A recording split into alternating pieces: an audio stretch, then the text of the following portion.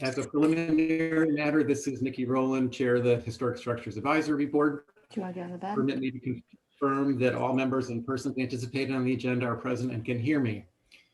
Members, when I call your name, please respond. Brooke. Here. Lucy. Here. Angus, are you there yet?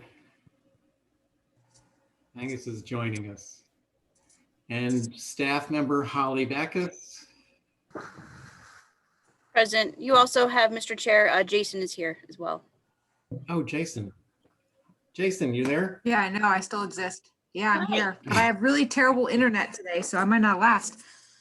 Okay, glad to see you or hear you anyway. Okay, no anticipated speakers. So this is an open meeting of the Historic Structures Advisory Board. It's being conducted remotely, consistent with Governor Baker's executive order of March 12, 2020, due to the current state of emergency in the Commonwealth due to the outbreak of COVID-19. In order to mitigate the transmission of the virus, we have been advised and directed by the Commonwealth to suspend public gatherings. And as such, the governor's order suspends the requirement of the open meeting bylaw to have all meetings in a publicly accessible physical location. Further, all members of public bodies are allowed and encouraged to participate remotely. The order, which you can find posted with the agenda materials for this meeting, allows public bodies to meet entirely remotely so long as reasonable public access is afforded so that the public can follow along with the deliberations of the meeting. Ensuring public access does not ensure public participation unless such participation is required by law. This meeting will not feature public comment. For this meeting of the HSAB is convening by video conference via Zoom app. It's posted on the town's website identifying how the public may join in. Please note that the meeting is being recorded and that all attendees are participating via video conference. Accordingly, please view where other folks may be able to see you and don't share your screen on your computer. Anything that you broadcast may be captured by the recording. All supporting materials that have been provided members of this body are available on the town website unless otherwise noted. The public is encouraged to follow along using the posted agenda unless the chair notes otherwise. We are now turning to the first agenda item. But before we do so, I'll cover some ground rules. I'll introduce each speaker on the agenda. After they conclude their remarks, the chair will go down the line of members, inviting each to provide any comment, questions, or motions. Please hold until your name is called. Further, please remember to mute your phone or computer when you are not speaking. Please remember to speak clearly in a way that helps generate accurate minutes. For any response, please wait for the chair yields the floor to you and state your name before speaking. If members wish to engage in the conversation with other members, please do so through the chair. Finally, each vote taken in this meeting will be conducted by a roll call vote. Okay, going to our first agenda item. Mr. Chair, need to somebody to adopt the agenda, please. Motion to adopt the agenda. Second. Thank you, Brooke. Second, all those in favor? Lucy? I see that. So, aye. Brooke? Aye. Angus? Aye. And Jason? Aye. And I'm an aye also. So no minutes to approve. So we're going to go on to the first item. This is going to be a long meeting, so I'd like to try to get through much of this if we can as quickly as possible. First one is 2 North Liberty Street. I didn't see Val here. She usually attends. Mr. Chair, I actually took a look at this. I had some time beforehand, and this is a 1916 bungalow with a garage. They're 2 separate structures, although I think it was attached at some point. The existing has a solid white garage door. They're proposing to have one that has 4 lights at the top at each section for a total of 16 lights. Wood. They are also proposing, yeah, here it is, kind of an odd figuration. They were proposing to paint it either white or Essex green. And I did mention that it would be nice to have an actual photograph of what this door looks like. So that's what's before you, Mr. Chair. Thank you, Holly. Anybody else want to make a comment about this one? Just one. Go ahead, Brooke. I like the door. I have really no problems with it. I'd like to see horizontal mutton. It looks like the glass on the house is like 8/8 or 12/12, and I think it would, fit more with the existing fenestration if we had a horizontal mutton, making those 4 lights into 8 lights. Mhm. Good. Yeah, I I'll- totally agree. Yeah, I'll back up Brooke on that. Okay. Me too. Um, any other comments? None I from was me. just going to, The they were garage is talking very, about very in your face where it is. it is very noticeable. I was just going to suggest that they painted either gray or Essex green, but anything but white practically. And Agree. another thing, just to keep in, sorry. No, I agree with you, Mickey. Okay.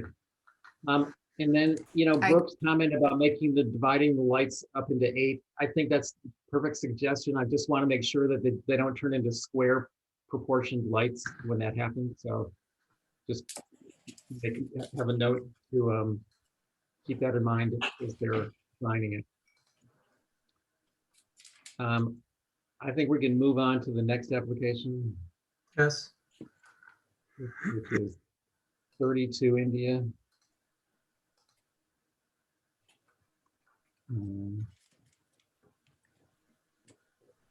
This is good. Oh yeah, Garden Gate. Go, Lucy, go ahead. Okay, that's right around the corner from me. As everybody remembers, that's a secondary dwelling that they have in the back there that had a huge picture TV, TV type window square that got through HDC because they had barn doors covering it. They got caught and had to put on, it looks like fake divided lights. Anyway, so now that they want a black gate, did people notice that the color was black? No.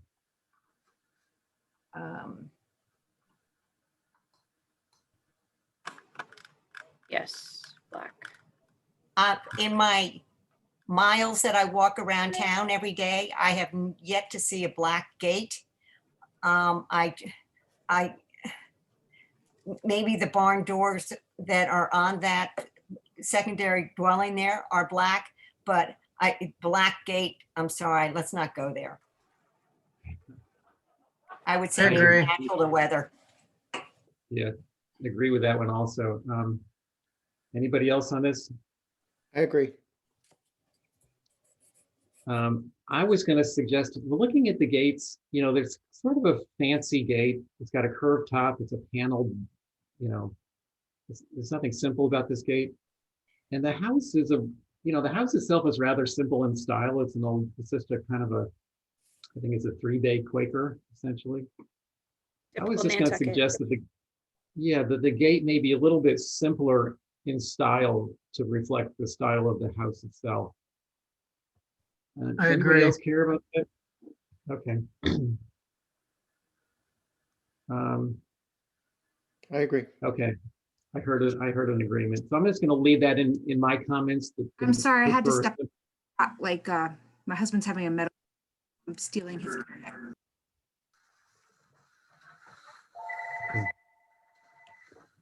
So Jason's out for a bit. So I'm just going to leave that into the notes to leave the gate is kind of, or possibly make the gate more Can of a you hear me, square top. Mickey? Yeah, we can hear you. Yes, we can. Jason, did you want to make a comment?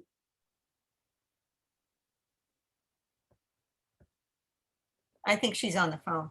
No, I'm sorry. I had to leave the room because Eric's having a medical line. So he's stealing my internet and I'm stealing his. So I apologize. I'll just bow out from this one.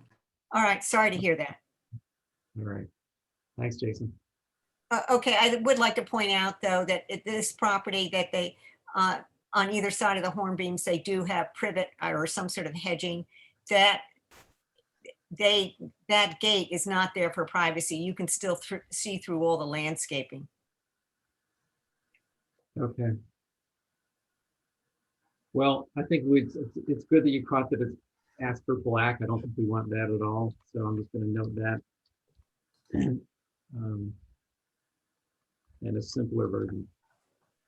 Anything else on this one? No, Moving on to the next, which is 2 Ash Lane. Gas fire vent. I didn't have any problem with this. They're just proposing a copper vent. Very simple. I've got one in my house, the same thing. It's just what I was hoping they'd do. Anybody have any concerns with this one? no, I wish they could have it out of the, coming out of the basement, but that, other than that, I have no problem. Yeah, it's pretty innocuous. Copper turns pretty dark. Yeah. and Where is Yeah, it supposed to be? On the side,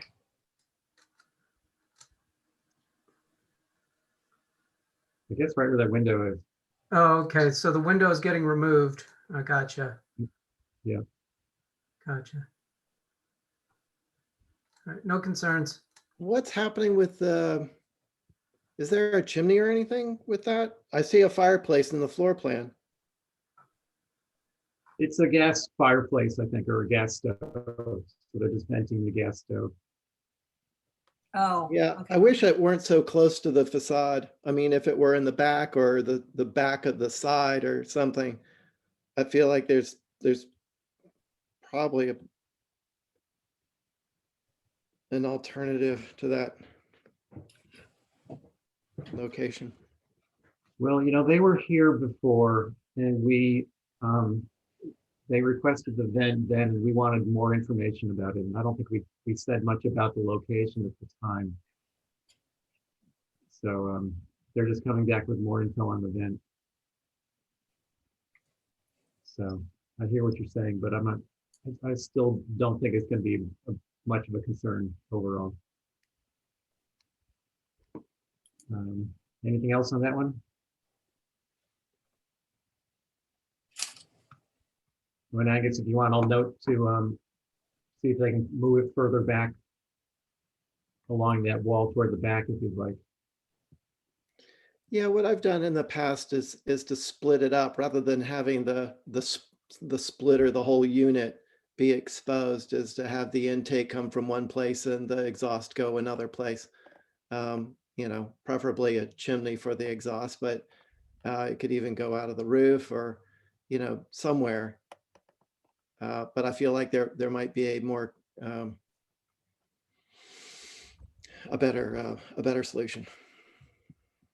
Right, I was going to know, can it be relocated to a less obvious place? Less visible place. Okay. All right. Moving on. 46 Walsh.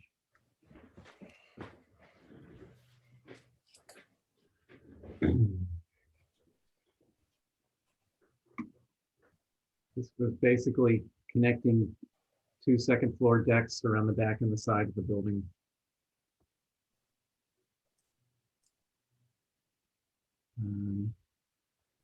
Anybody want to comment on this one?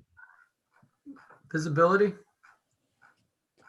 It's it's not facing the street. It's to the side. It's extending a deck to the side and mostly on the back where I'm sure it really won't be visible. It didn't really bother me too much considering it's already mostly there and there's others in the neighborhood very similar to it. Yeah, I don't think you're going to see the return. I don't think so. Right. Making it a little bigger from the side, but not a lot. Yeah, no concerns. No concerns. Okay, No concerns. good. Next is 44 Washington. Move off. Oh no, we're. I'm sorry. No, you skipped Lisa's. Well, I skipped 4 Lincoln. Hi, Is that, how are you? Hi, Lisa. Hi, how is everybody? Good. How are you? I'm good.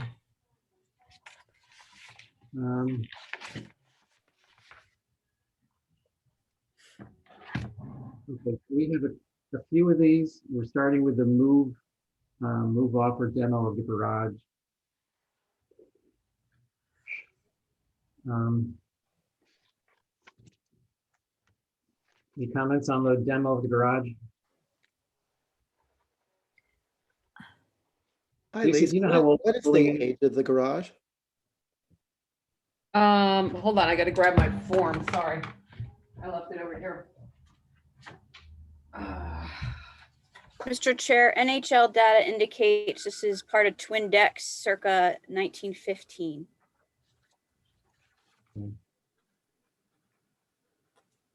I'd like to add that we're seeing a lot of these structures being demoed or moved, We are. and it's a shame.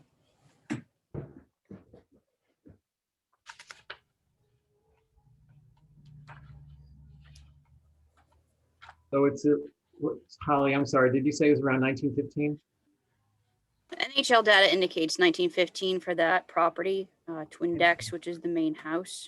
Right, the form that we got, the survey form from the HUC says non-contributing. That's what we submitted. It didn't, I don't think it had a date on it. Okay. Lisa, I don't see it in this packet unless it's in with one of the other. I don't know, it's in the packet that I was given. It's behind the macros sheet. Yep, this is all we have. 7 pages. Also, just do note those HDC surveys from 1989, they were done in 1989. So of course they're not going to say if something's contributing if it doesn't meet the 50-year threshold. I just wanted to notate that for everybody. Right, thanks. In general, I don't think any of us really are thrilled with seeing demolitions continuing to be prevalent. Obviously, the purpose is to build a larger structure on this location. With a cottage above. I mean, anybody want to comment on this?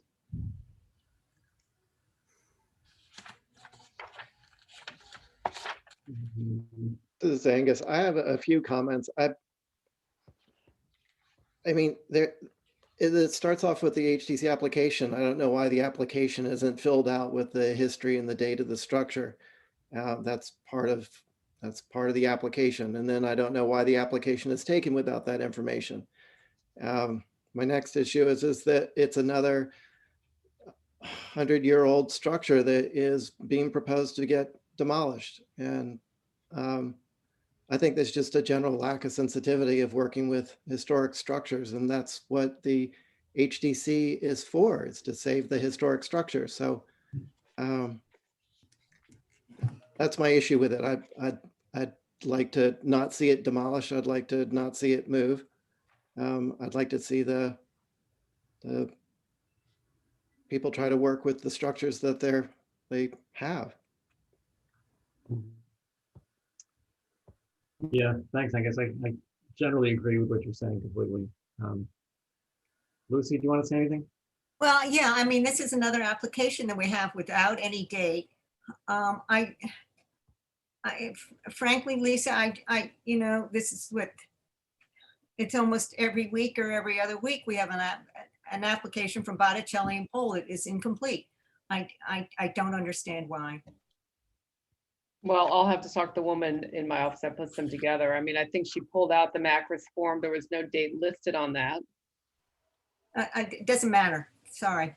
So what would we have put on if there's no date listed on the history?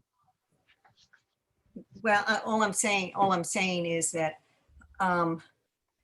this is not the first time.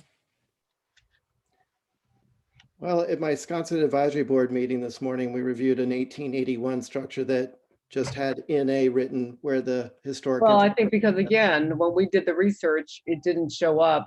I don't know how to do the research the way, I'm not connected to the same group that Holly is, but when we did the research, it showed up post 1995. I had no idea it got moved down to below.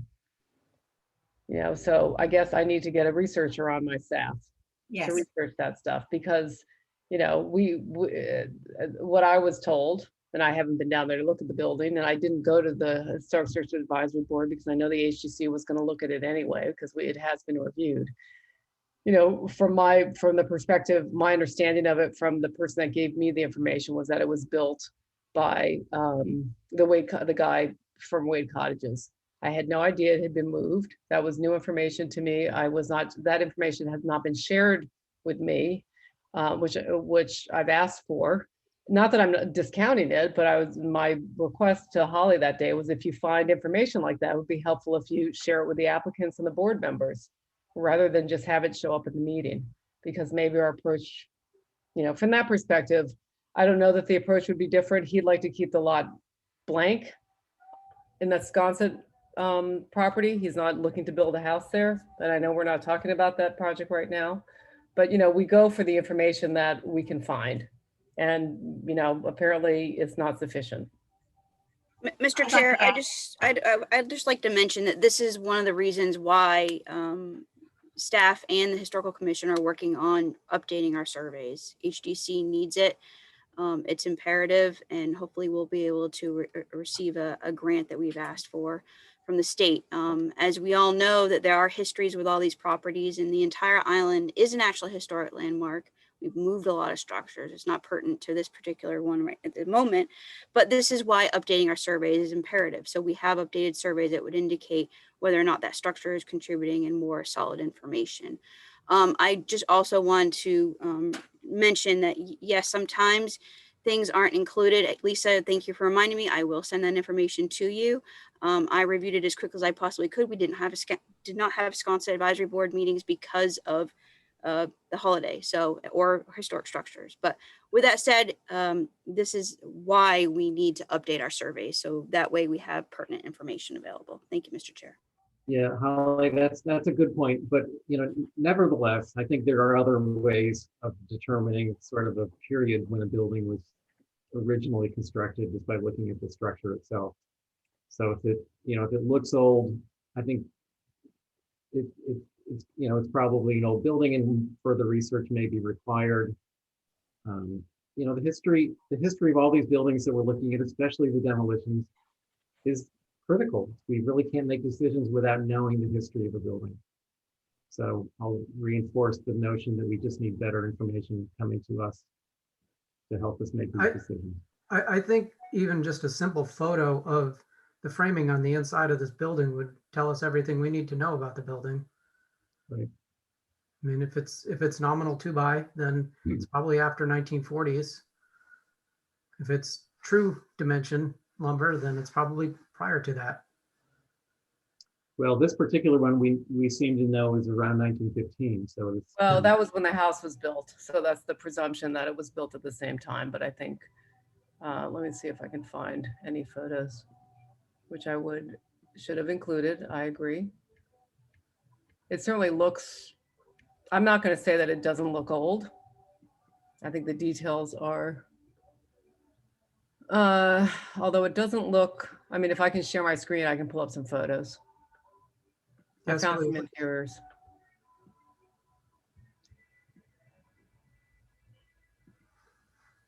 Okay, so here's one photo of the interior. Let me get to some other ones, see if there's any that are clearer. Oops.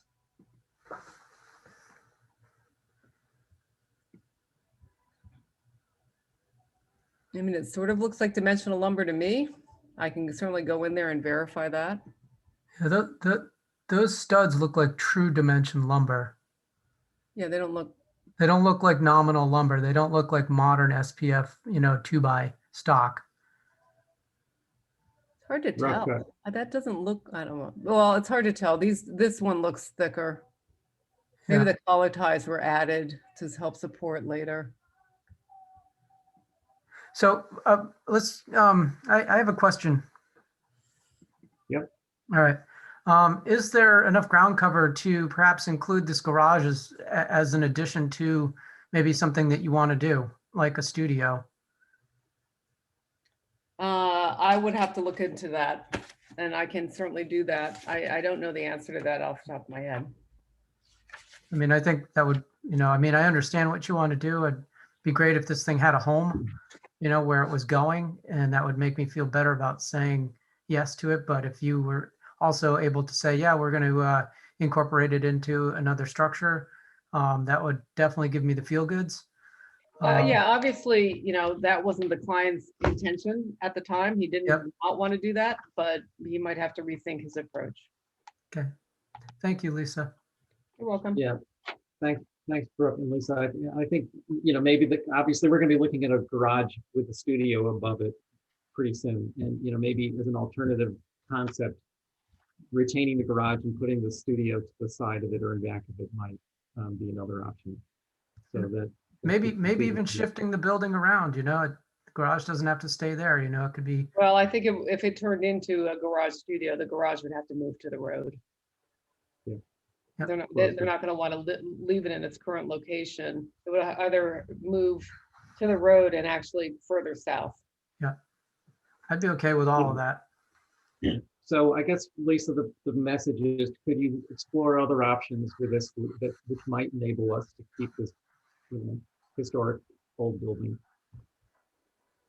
Okay. All right, so let's move on to the next one, which is your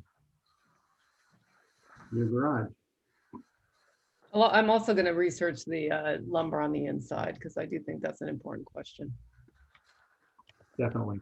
Good, thank you.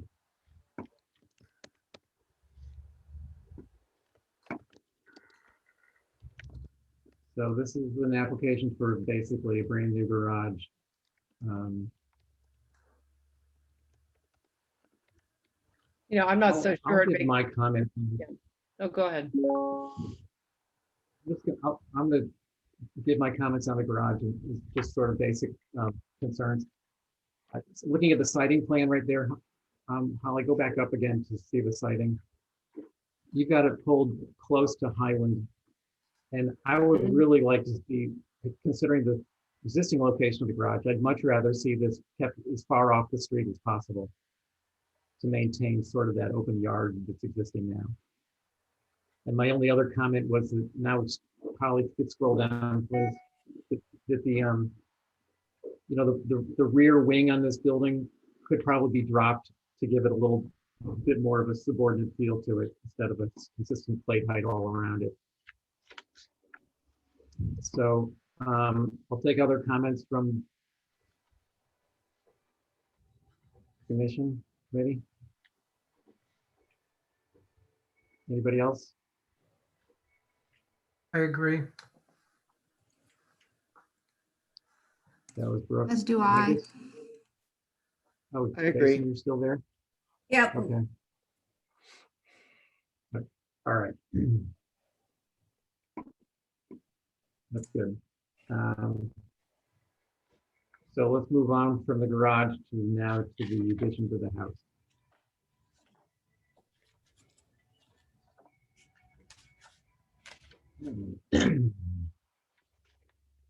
Now, I have a few comments on this one also.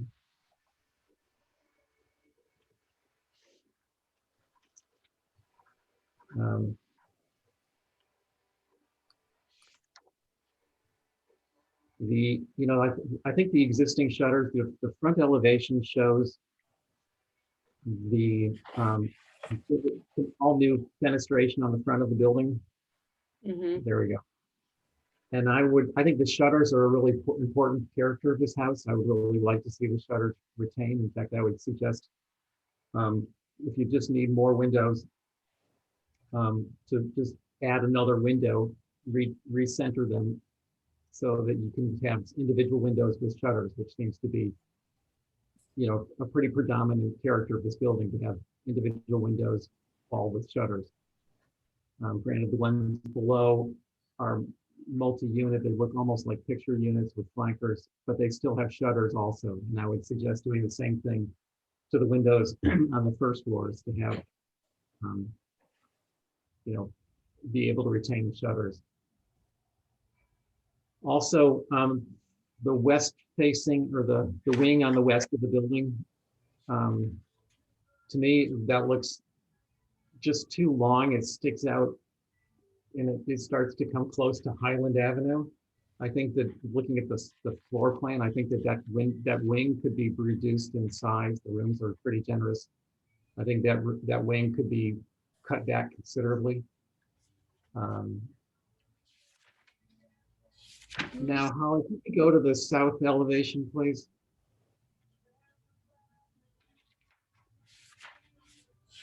Is right there, yeah. I'm looking at the first floor wall with the two French doors in one wall plane, two large units of French doors. To me, I feel like that wall should be broken up, and I think to drop the line from the second floor down where the building mass would continue down to the first floor and push the French doors that are on the right-hand side, push them back further to create a break in the building. And for that matter, in the second floor deck or the first floor deck, that whole piece of structure, push it back to create a real visible break in the building plane at that point. I think that would look much more natural and fit in better. So in general, my comments are that generally the massing is pretty acceptable, but I think that the additions could be scaled back to reduce the overall mass of this building. It stretches from side to side, and it could be compressed a little bit further, I think. So I'll take comments from anybody else on the board.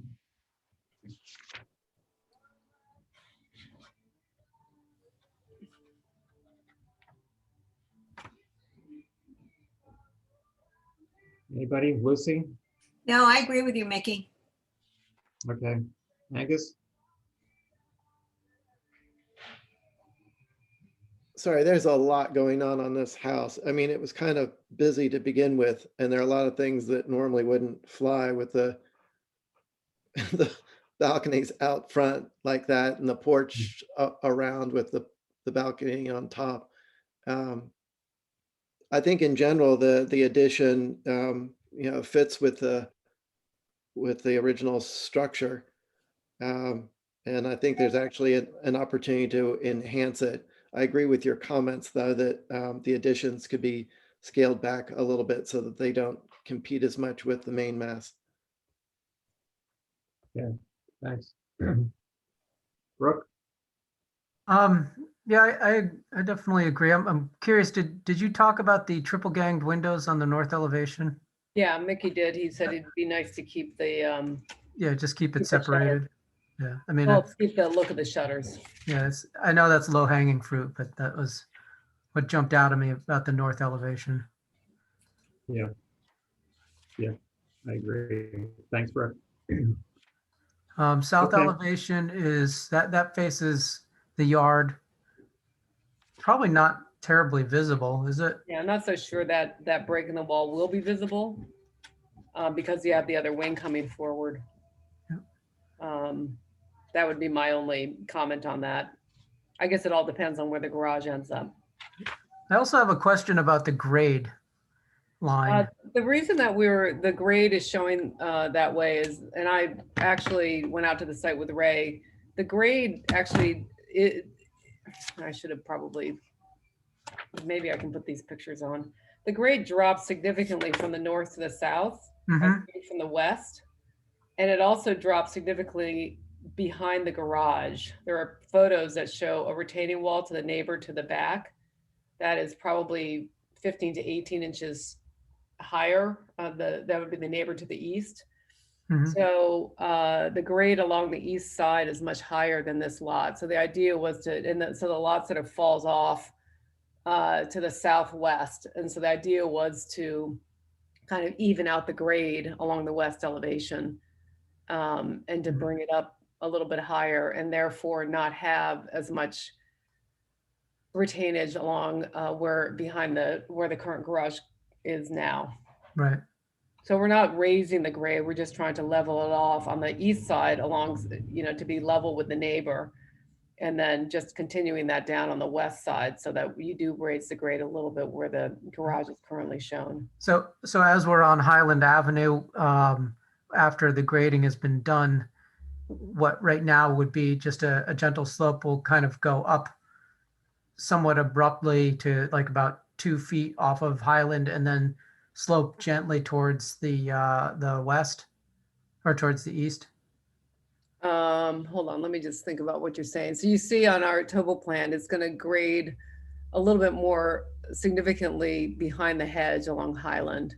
Mm-hmm. Yeah, so then it'll go, there won't be an abrupt line at the right next to the parking area.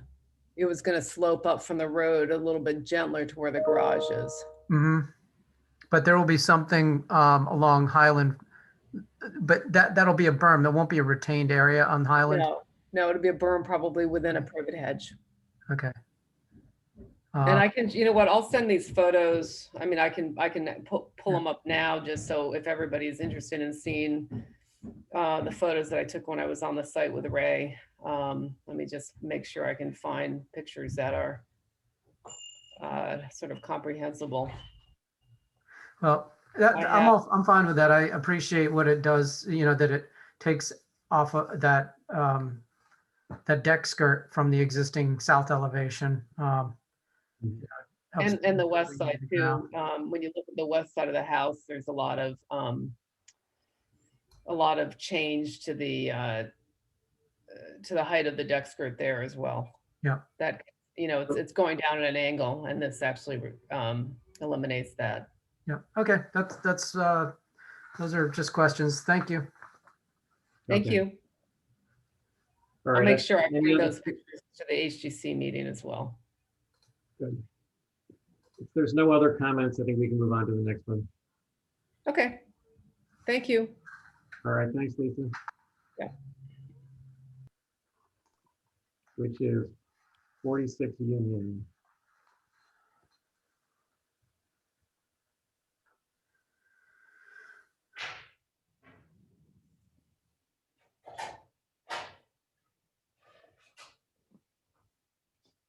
Mark, this is yours, right? That's correct.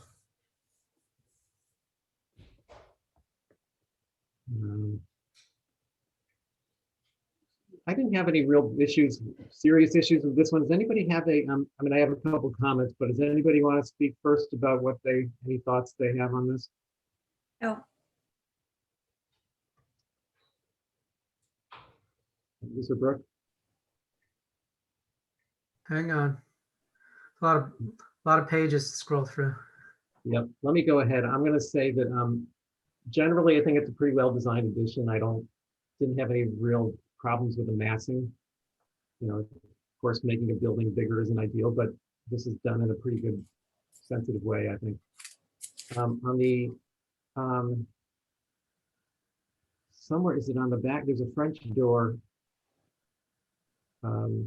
Oh yeah, the French doors on the back of the building. They look like they're like 4-light French doors, trying to possibly mimic the windows.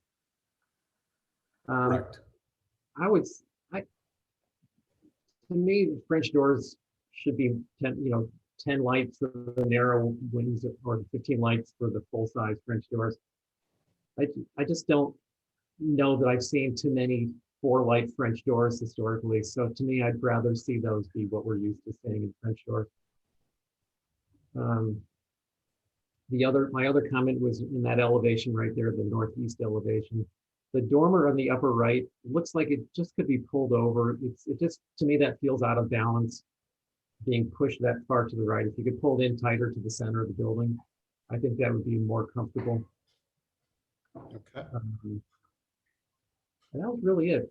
Looks like you're reusing the front door. You may move it, but you'll reuse it. Correct. Good. Yep. Brooke or Angus, do you have any comments on this one?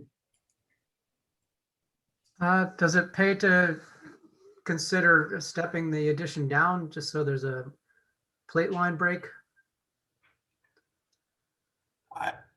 If I could comment to that, I don't know that you perceive it. You'll never see it the way it's drawn. It's really perceived at the angle. So you have a hard time, I think, actually, the way, especially that gable mass that comes forward onto Union, really breaks the building up in the same way that you'd never really, I think, be able to perceive the continuous ridge line. There's not a lot of room up there. We're trying to get one more bedroom up on that level. And I think dropping the plate would really compromise the usable space on that second floor. Ringing that mass with the first floor roof plane coming around still was really an effort to still continue to break that up and allow those lines to continue to read through.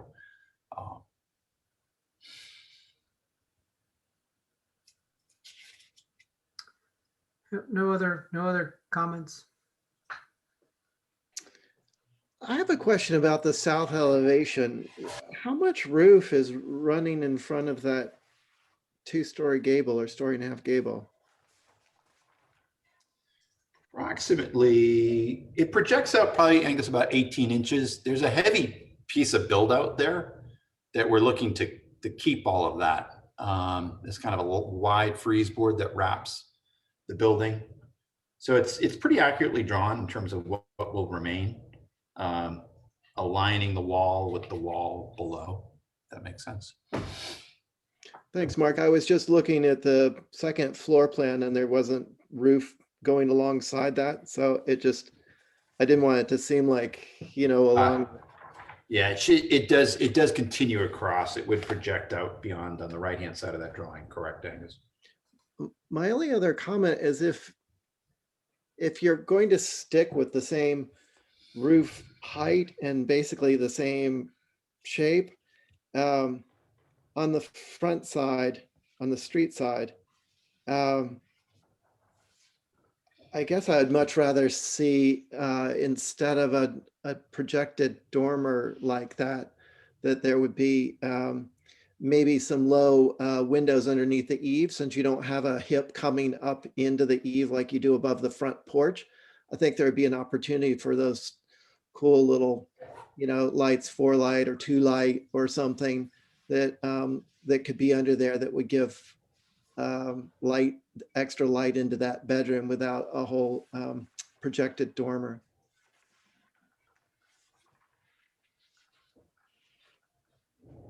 It's a bit of, again, it'd be a heck of a compromise on that space. And I actually like the way it breaks up the roof plane, to be honest, on the right-hand side. And it plays off the language of the primary gable to the left of it. Yeah, I was looking at the floor plan and just thinking, it's not like a bed height or something in there. It's just an indentation with the window. Great spot for a chair and a cup of coffee and reading. We didn't put all the furniture in there, but I mean, I think that will certainly be, that footprint of the whole second floor is 940 square feet. It's really pretty modest. So I think the ability for these homeowners to gain even just a few square feet like that. And not only do they gain the square feet, but I personally feel like it enhances the front facade. It feels, I also like the way it breaks the roof plane as well.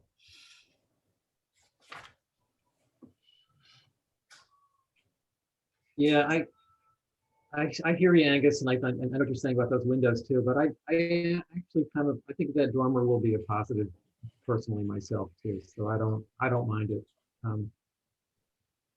So if you want, I can add that to the comments if you want me to, Angus, but I guess I just don't see a precedent on the house for that sort of detail.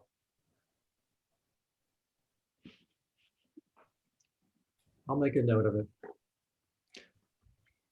What does everybody think of the colors?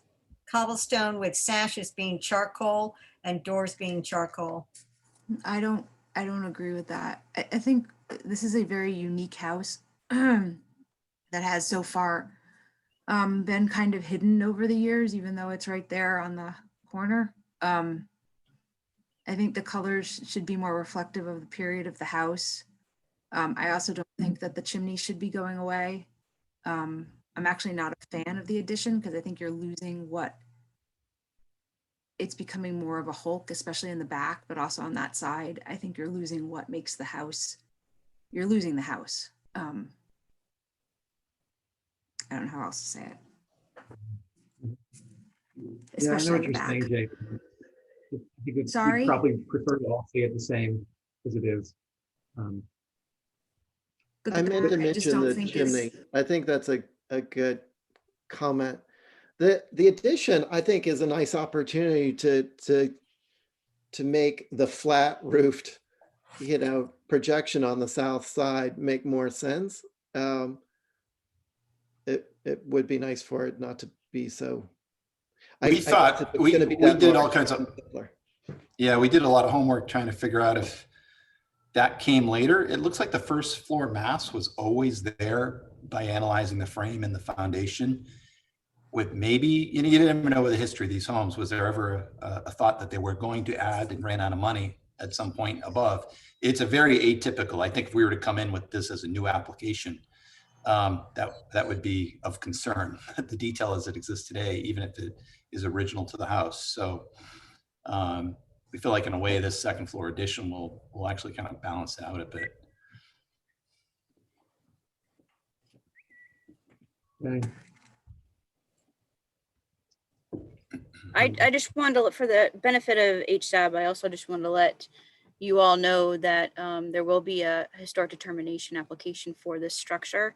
Mark can allude a little bit more to that, but he is going to be addressing the FEMA requirements. And in order to be exempt from the applicable building code under the commissioner, we need to have that historic determination done by, by the HDC. And he'll be abiding by our design guidelines that we're in the process of doing, which obviously you all are familiar with, that are in line with the National Park Service's Secretary of the Interior standards for adaptation, which ours are mimicking off of. So I just wanted to thank Mark for working with those design guidelines, and look forward for this to go through that process. So, Thank you for mentioning that, Holly. We indeed, the building sits currently above the floodplain, and the foundation is actually in excellent shape. So we're going to make efforts and put together a narrative to address the flood condition, potential for flooding. But we've been working also and starting a dialogue with the building commissioner to be able to retain the original foundation so that we don't just really minimize the impact on the building. It'd be terrible to have to rip out the foundation if we really can go through some means to avoid that process. So keeping that as intact as we can. And your plans that you provided, Mark, I ran them by our consultant for Resilient Nantucket, and he said spot on. So okay, we're happy with that. So thank you. Great, thank you. So in other words, no change to the foundation level of the application. That's correct, Nikki. Right. This is good. This is why we want these design guidelines. Right. Thanks, Mark. Okay, anything else on that one? Well, just the charcoal color for the sashes and the doors. Yeah, I kind of like the color that the building is now. I think it's good. I was going to say, what color is that? I mean, this is what, 1885, 80. Probably Newport blue, great, and faded by 50 years. Yeah. It's super. It's just a super pale, bleached out, some kind of bluey gray. Yeah. It's always been kind of that kind of a gray color ever since I was a kid. I mean, I'm not 100 years old, but it was never blue in my memory. Yeah, it's very pretty the way it is now. Mhm. I think Okay. charcoal is too contemporary. Yep. Agreed. So are you suggesting a sort of keeping the trim color or something similar to, and then the white sash combination, which is what's there today? Yeah, I Matching would. system. You're grandfathered in for that color, and it's unique. It's very pretty. It's soft looking. It's these end of the 19th century houses that have their own unique charm. I'd stick to that color. I'll discuss it with our client. Paint analysis would be really cool to see Yeah. for Queen Anne. Okay, thank you, Mark. Thank you very much. Thanks, Mark. All right, take care. Okay, next one is 44 Washington Street. Move off. Right. No concerns.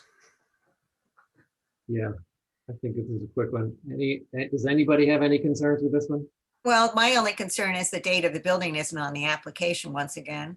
It was 1992, I think. Yeah, I mean, it's a newbie, but so I have no concerns, but Okay. All right. Same here. That brings us up to Ben. Starting with garage alterations, the first one, 34 Westchester Street, garage alterations. All right, everybody. 37 York. Oh, what about 37 York? Okay. it's a Yeah, let's Linda, do so that's being held, right? Presumably Linda will show up, so let's wait till she does. Okay, can I ask if the person from the Center Street, India Street project is here? Mirka? Do not see her Haven't yet. seen America. Lucy, do you have to leave at some point? No, I was just concerned on that, but because I'm here for whenever, until 4 if you want me. I was just concerned about that particular project because I wanted us to review it. It's so centrally located downtown, and I happen to go by it at least once a day walking. Okay, well, I'm hoping that we'll get through the entire agenda, so I don't think we'll miss that one. So if it looks pretty close and somebody has to leave, let us know. But in the You guys meantime, let's skip 37 York and move right to Ben's 34 Westchester. All right, so Carly and Jim Hagedorn are here on the call, and they wanted to start by just saying a couple words, and then I'll pick it up after that. So Carly, if you want to speak. Sure. Hi, Carly Hagedorn. Hello, Mr. Chairman and members of the board. I just want to thank you for giving me a few minutes to address you as the homeowner. To start off, let me just say I am absolutely passionate about this house, and I completely understand why anything that's done here is really sensitive because of its age. I want to assure you that the historic significance of this property has been foremost in all of our decisions and in all the requests that we're making. Main Street Construction is doing the conventional work at the property, and all the historic renovations being done by Penn Austin and in collaboration with Historic New England. They've been a terrific partner to us on this project, and they're aware of all of our plans on the property. I'm confident that we have gone well beyond their expectations to do a really respectful renovation of this house and still make it livable for the 21st century. Excuse me. I'm equally confident that when we are done, that the Richard Gardner, the third house, will have a far longer life ahead of it and a far healthier one. Our purchase of an adjacent parcel, which we do not have any plans to develop, but was slated for immediate development, and the reduction of a potential of 4 curb cuts to 2 are not things that we're just doing for our own privacy. We feel it's a really appropriate enhancement of the pastoral character of the property. Additionally, we've begun a dialogue with the land bank so that any work we do on our property in the Lilly Pond is totally consistent with theirs and done appropriately. We are very aware of how important the Lilly Pond is to the community, and we take our ownership of a portion of it extremely seriously. I think we've gone above and beyond to be respectful of this special property. And it's not because we have had to go to such lengths, it's because we really want to. I know that of all our requests, the water feature is the most sensitive, and there are some people who might object. I can only say that while I completely understand why it might be considered inappropriate in proximity to the old house, we've gone to lengths to make sure that it is completely isolated. It's visually isolated as well, invisible from the house and from the surrounding lawn. And it's a relatively large property, so it really is a very small portion of the overall property. It's additionally is completely invisible from any public way. Just in closing, I hope it's possible to strike a balance between 21st century comforts, which we all enjoy, and what is our sincere dedication to the integrity and significance of this property. I only ask that our genuine effort to be good stewards and to take on a significant restoration project out of the love for it be considered when we ask for accommodations for our comfort and enjoyment. I want to thank you again just for giving me a few minutes, and I'll turn you over to Ben Normand. Thank you. Thanks, Carolyn. Thank you, Carly. So it's unfortunate that our application here started with probably the least attractive building on the property, but so this is the Richard Gardner III property, the main house built in 1722, to approximately 4 acres that on Westchester. Probably 2+ of it is the Lilly Pond.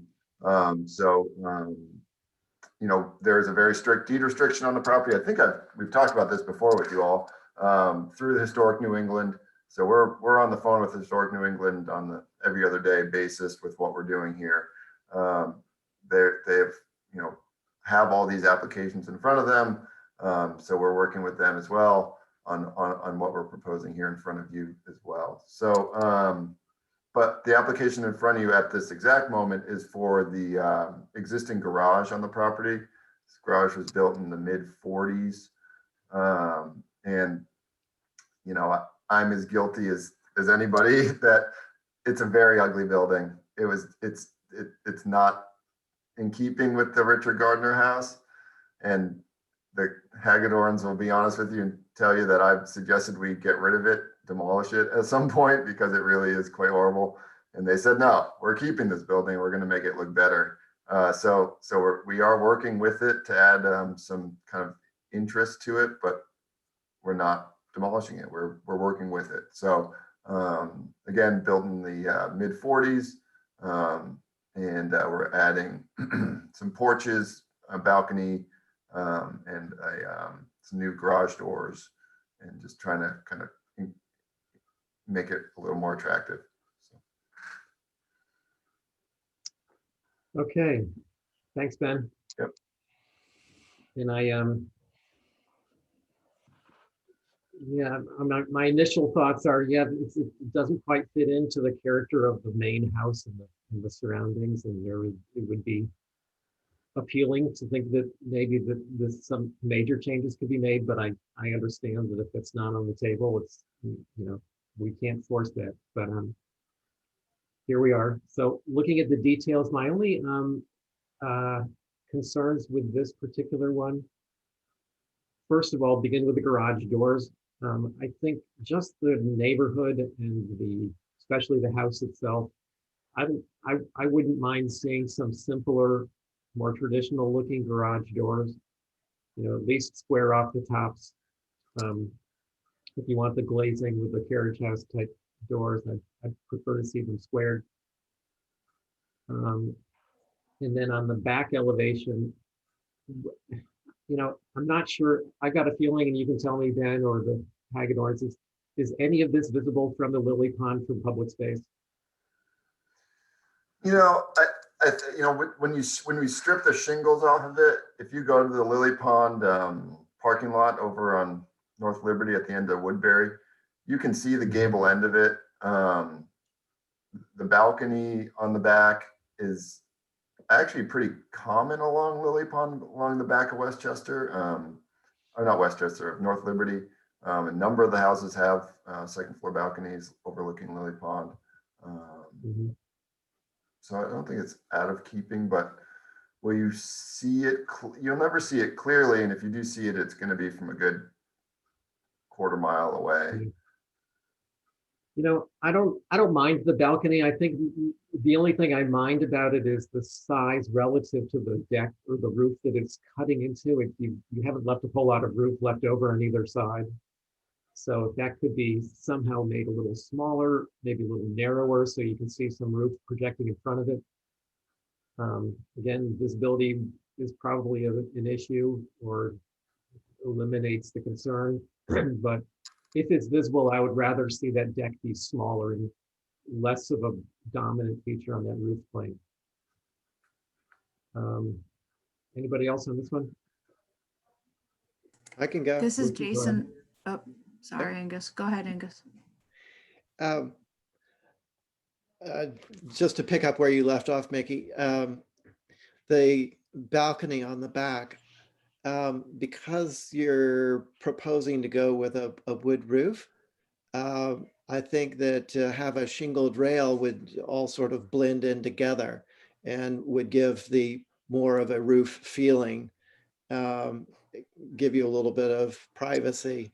But I think that it would read more as one solid mass rather than a, 7/8 deck and 1/8 roof. Looking at the garage doors, I'm always a fan of arched doors, but I agree with Mickey that as nice as they look on their own, they would look much better on a different kind of structure, and it probably makes sense to keep it with the squared off simple doors. I would be tempted to switch what's going on above the doors with what's going on with the side door access. It feels like I like the idea of there being an arbor with there being things growing on it, if that's the intention. But if it's more of just an awning thing, it seems like with the size and scale of what's above the garage doors, that might want more structure, whereas what's above the side door to the left of the garage doors looks like something that would really be perfect for a bracketed kind of awning. It seems like a lot of porch for a door stoop. Other than that, I really appreciate you guys making use of a structure rather than bulldozing it and starting over. Thank you for the conservation. Good point. Okay, anybody else? Jason? No, I just wanted to agree with what's been said, is particularly about those garage doors. I think in some respects, to make it call more to the main house, making it almost feel more like it had one point, even though it's much later, been a barn-like structure would be helpful in the way those doors are treated. Mhm. Thank you. Lucy, go ahead. What's the color of the trim and of the garage doors? The existing trim is this very faded blue, kind of similar to what you were looking at down on Union Street there. And the garage doors, I believe we were calling for natural, or did we say white? I can't remember. The doors are blue to match existing, but I think the garage doors should be Natural to weather. natural to weather. Yeah. I agree. I think so too. Yeah. Good. Okay. So the trim is going to be sort of a pale blue. Is that it then? Yeah, if you look at that photo of the next sheet down there, Holly, if you don't mind. Yeah, you can see it's like that same blue that we were just kind of looking at. It's just very faded. Okay. All right. What's the trim on the main house? Is that natural? Natural. Yep. So this is really going to stand as a kind of an independent structure, not Yeah. really trying to relate to the house. No, and if you don't mind, if I comment, this property used to be considered 34R. It had its own curb cut. It was kind of privated off from the rest of the property. It was a kind of a rental apartment that they were giving to people, the previous owner. So it does sort of sit on its own in a way. Yep. And that's the intention of this whole presentation, as you'll see. Ben, what's the trim color on the other outbuildings? All the other ones are all natural to weather. Well, you wouldn't want to do a gray on this then or something? We were kind of just following. I mean, some of the trim on the back is literally, I don't think there's any paint still holding on to it. I mean, you can look at it. This building isn't touch it. So yeah, I mean, you look at that, it's I was just thinking that the focus should really be on the main house. absolutely, yep. Yeah, I could see suggesting something more subdued, like the Nantucket gray, Yeah, instead of blue. So it sounds like the So- other garage that we'll get to eventually has that same blue color, the Wesco garage. I don't know, maybe they're built at the same time, I'm not sure, but yeah. Or would you entertain a sort of a more natural or earth tone type color rather than blue? Sure, we could, yeah, we could. Not sure I'm ready to commit to it, but we can definitely talk about it, absolutely. I know, that's all right. Just think about it. We're not deciding here anyway. Well, historically, they would have been natural or brown or red. Mhm. Just giving my 2 cents. Okay. Thanks, Jason. I'm fine with this, though I would Okay. like to see garage doors that don't have the arch. Yeah, I think that's pretty consistent. Okay, let's move on to the next one, which is the garden shed.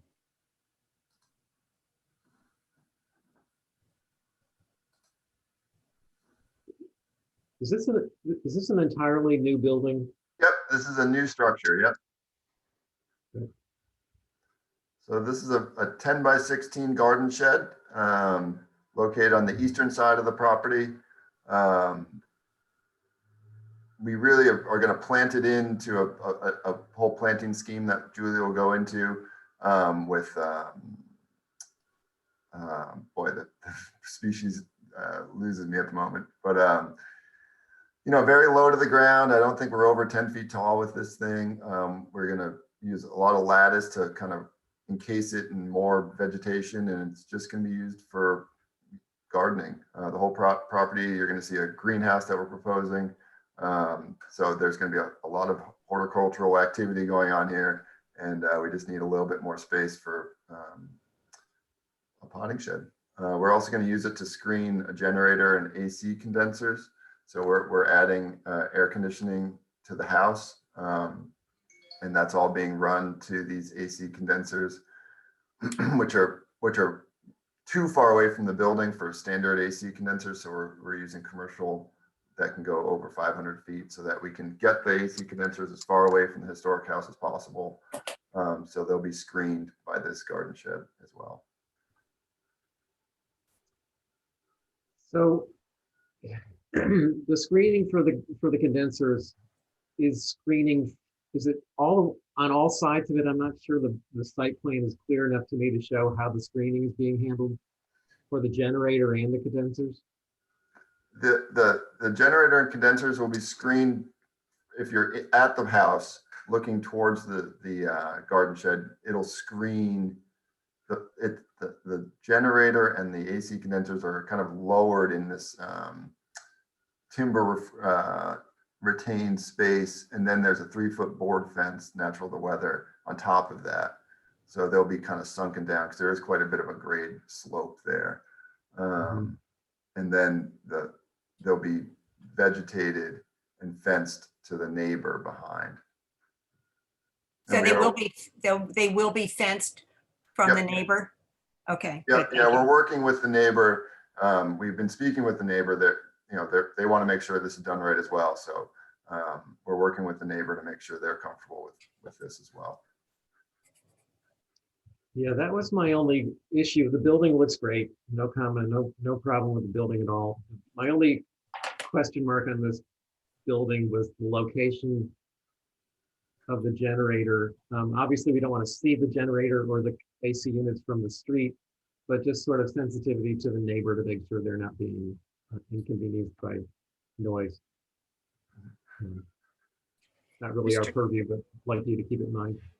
Is the Mr. Chair. AC unit for the garage going to be over there too? No, the AC unit for the garage that we just looked at is going to be on the western side of the garage, and it's where an oil tank used to be. And that will be screened? Absolutely, yep. Yeah, the oil tank used to have a stockade fence around it, Okay. but we may go with a natural to weather screen to screen that. You know, I have to say, thank you for doing it. out of my property in Quays, I put that AC units far from the house, and I think it makes a huge difference. I'd like to see people do that if it's possible. Mhm. Yep, thanks. Yeah, it's too far for your like I said, it's too far for your residential equipment. So we're going with commercial equipment so we can go Yeah. up to 500 feet away. So thank you. Mr. Chair, I just wanted to bring it to the board's attention that it looks like the sash is going to be white. Didn't know if you all were okay with that. Yep, so that's to match the other historic shed that we'll be looking at shortly. That has natural trim and white sash. The sash is so beat up on that old shed, but it is white. So yeah, as you flip through here, the house is sort of white. I'll keep going. You'll find that sash eventually. Well, you'll see it the next application, but Yeah, I And, don't mind the white as long as it's matching, other structures on the property. I think that makes sense. through you, Mr. Chair, Ben, or you guys will be submitting the AC application at some point down the road? yep, Julie's, it's going to be on her plan that you'll Okay. be seeing shortly. Yep. Okay. Thank you. Okay. All right. Any comments from anybody else regarding this particular shed? I think the shed looks great. No concerns. I All right. like it. I just kind of wish that the roof had a longer slope to the back of it, Ben. That's all. You could make it look older. If it sloped further down. That's If all. I may, Chair. Yeah. We might be doing that anyway to one of our concessions to the neighbors to make sure that the noise isn't coming out of there, that we might increase that roof on the back to cover the generator and the AC so that it would be less noise coming out of the. Yeah, you could almost make it like a little porch, not a porch, but overhang over the back. Like a porte-cochere, but. Yeah, tiny like for- if it was like a chicken coop, it would, give the chickens shelter during the day if they didn't want to go inside type of thing. Yeah, I'm yeah. sure we'll consider that. Yep, and we, the neighbors were they got the abutters notification, so we're now working with them, but these plans were submitted, so we couldn't change them. So we are working through that. We want to keep going with our permitting process here, but you probably will see this shed again at some point. Because I'm assuming that if you're using commercial, it's going to be a lot louder potentially than a residential system. We hope not. I don't think, I think it's a different, but that's all part of the package. Yeah, we are reviewing that with the neighbors. Okay, but for the moment, we're looking at this structure, and nice to hear that you might actually conceal it more, cover it more, and extend the roof. So that's all positive. So thanks. Next one is restore existing garden shed. Yeah, so this shed's been on the property a very long time. It's in really tough shape, but we're clearly have to save it. It's being protected through the preservation restriction on the property. It dates back pre-1890 per the photos that we have. It's really built out of leftover pieces and extra parts, and it's quaint, but it's in tough shape. But Penn is going to help us with her timber framer to restore it. And we are also looking to add a lean-to form to the southern side of it to better reflect what was historically there, as you'll see in this historic photo coming next. Yeah, there it is. So that's the shed. There used to be that barn there, as you can see. That's long gone, but the shed is there, and you can see that lean-to on it. Yeah, so so that's the barn that's gone, Holly. There it is.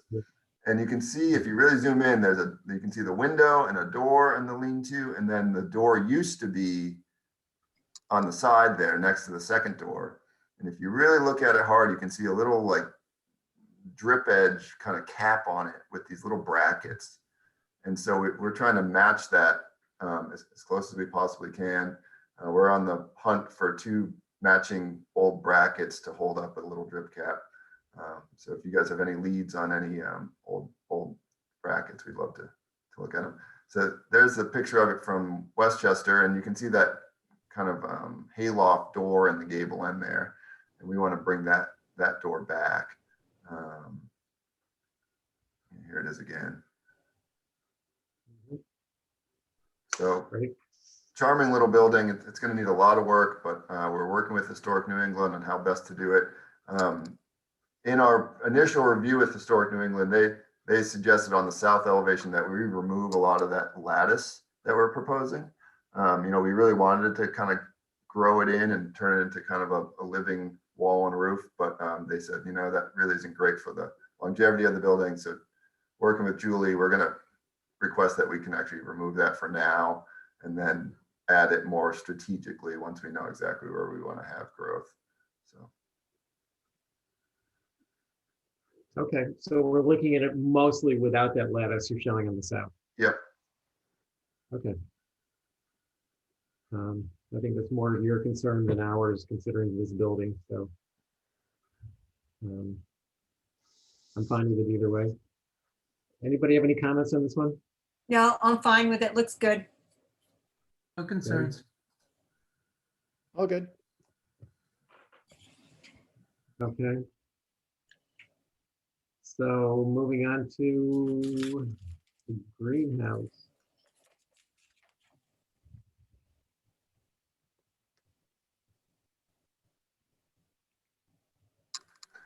So this is on the Wesco portion of the Wesco Place portion of the property. There's an existing garage. We call it the Wesco garage down there, built in the same period as the other garage up on 30R. And at some point they built this there's the garage, re-roofing it. So at some point they built this block foundation, and I've talked to Tom Montgomery. He was the caretaker of this property, and of course overlooks it in his backyard all the time. And he never recalls there ever being a building on this thing. But at some point they must have had hopes and dreams of doing something. And so what we're going to do is we're going to reuse that foundation and get put a greenhouse on top of it. Penn's going to come in and parge the existing block with a lime wash or lime mixture. And then we're going to have a natural brick cap. And then we're going to set a black framed greenhouse on top. We had to cut the wall back a little bit to fit our size, but the length is right, just the width needs to be modified. So there's a photograph of a greenhouse somewhere else, obviously. Yeah, there's an example photo, but here's the drawing. Mhm. Does it have to be black? Can it be a charcoal? It can be a lot of different colors. Just to soften it a little? Sure. We were thinking of like a sage green or like gray. Carly and I were talking about that. So I think we could stay open with the color. I think black is a little too severe. Sure. I love the idea of a green patina of what copper would turn to. Oh, that's a nice, the sage would be good. Verdigris. Mm-hmm. Okay. That's it, Lacey. That's right. I've had as much French as I know, huh? All right. I don't, it's you don't see too many greenhouse applications these days, but I don't mind it. And I looked in the NHA's website, and there's a scattering of old greenhouses that were put up over the years. So I really don't mind it. How visible do you think this will be from Wesco or the Lilly Pond? Yeah, I mean, Wesco, we're going to replant that we're rerouting the driveway down there, so it kind of weaves in as Julie will show you, but you'll get glimpses of it. I'm not going to say it's not going to be visible, but it really will be a working greenhouse. Like I said, it's a big property with a lot of gardens, so it will be in use as an agricultural piece of the property. So I think it's, it has a function. It's not just a decoration. Mm-hmm. I think the color needs to be considered. First I liked the notion of the dark frame, but I'm beginning to think more of the patina, the weathered patina look. So I think somewhere along those softer lines than a stark black, I think would be great. I do have one question. Is there going to be lighting in this greenhouse? And the reason why I'm asking is that I wouldn't be crazy about a situation where you have this cube or brightly lit at night. I don't think we'd be growing anything that would need the day extenders. I'm sure there will be safety lighting and things like that, but mostly plants that need day extenders. Yeah, but I you know don't what I'm think that would saying. be- It's just, you know, someone has a late night cocktail party. Yeah, it's and like the right- stadium at the Well, high school. Yeah, Okay, good point, Lucy. Okay, sounds like, anybody else have any comments on this one? nope. Nope. Good. All right, next is. That, Hardscape. is it landscaping now for Julie? Yeah. Or- No, here's the agenda. Yes, I'll I think pass Holly's it over to been- Julie then. Yeah. Julie, did you want to share screen? I kind of do. Go for it. Okay, Go ahead. just give me a second to get my cell phone.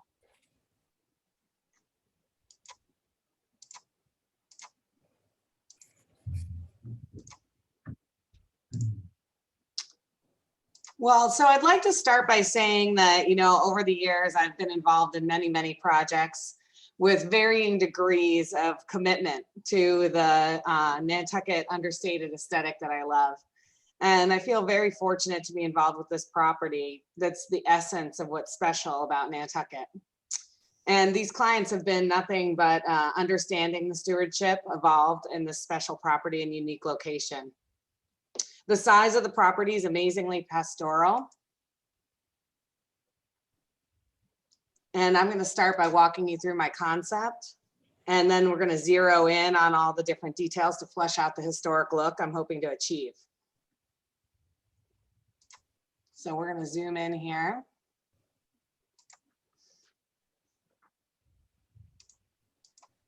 So for starters, we'd like to disassociate any vehicle traffic around the main house in order to restore the pastoral look that it had once had. And that means to fill in this driveway that you can see dotted here. So right now there's a driveway that comes in here and it's retained along here. So we're gonna remove that retaining and make a gently sloping lawn this way. And my intention is to add an additional elm tree to make sure that there's another elm steward if this one reaches the end of its life. And I think that that will help with the streetscape on Westchester. This privet would be all filled in and reinforced along the property line. And then in order to hide any infrastructure as been reviewed, there would be fencing. And this is a lot of shrubby plantings. And my intention is to try and use a lot of historically appropriate cultivars, different rhododendrons that would have been ordered catalog at that time. I would like to get kind of geeky around the plants, but I know that that's not quite what your purview is. So this is Ben's sweet garden shed, and then here's the equipment behind. And I think we are looking into having maybe that longer shed roof that goes over the equipment. These are rhododendron, evergreen here, and then a group of evergreens reinforcing this privet hedge with the elm tree growing up into a big vase shape here in the corner.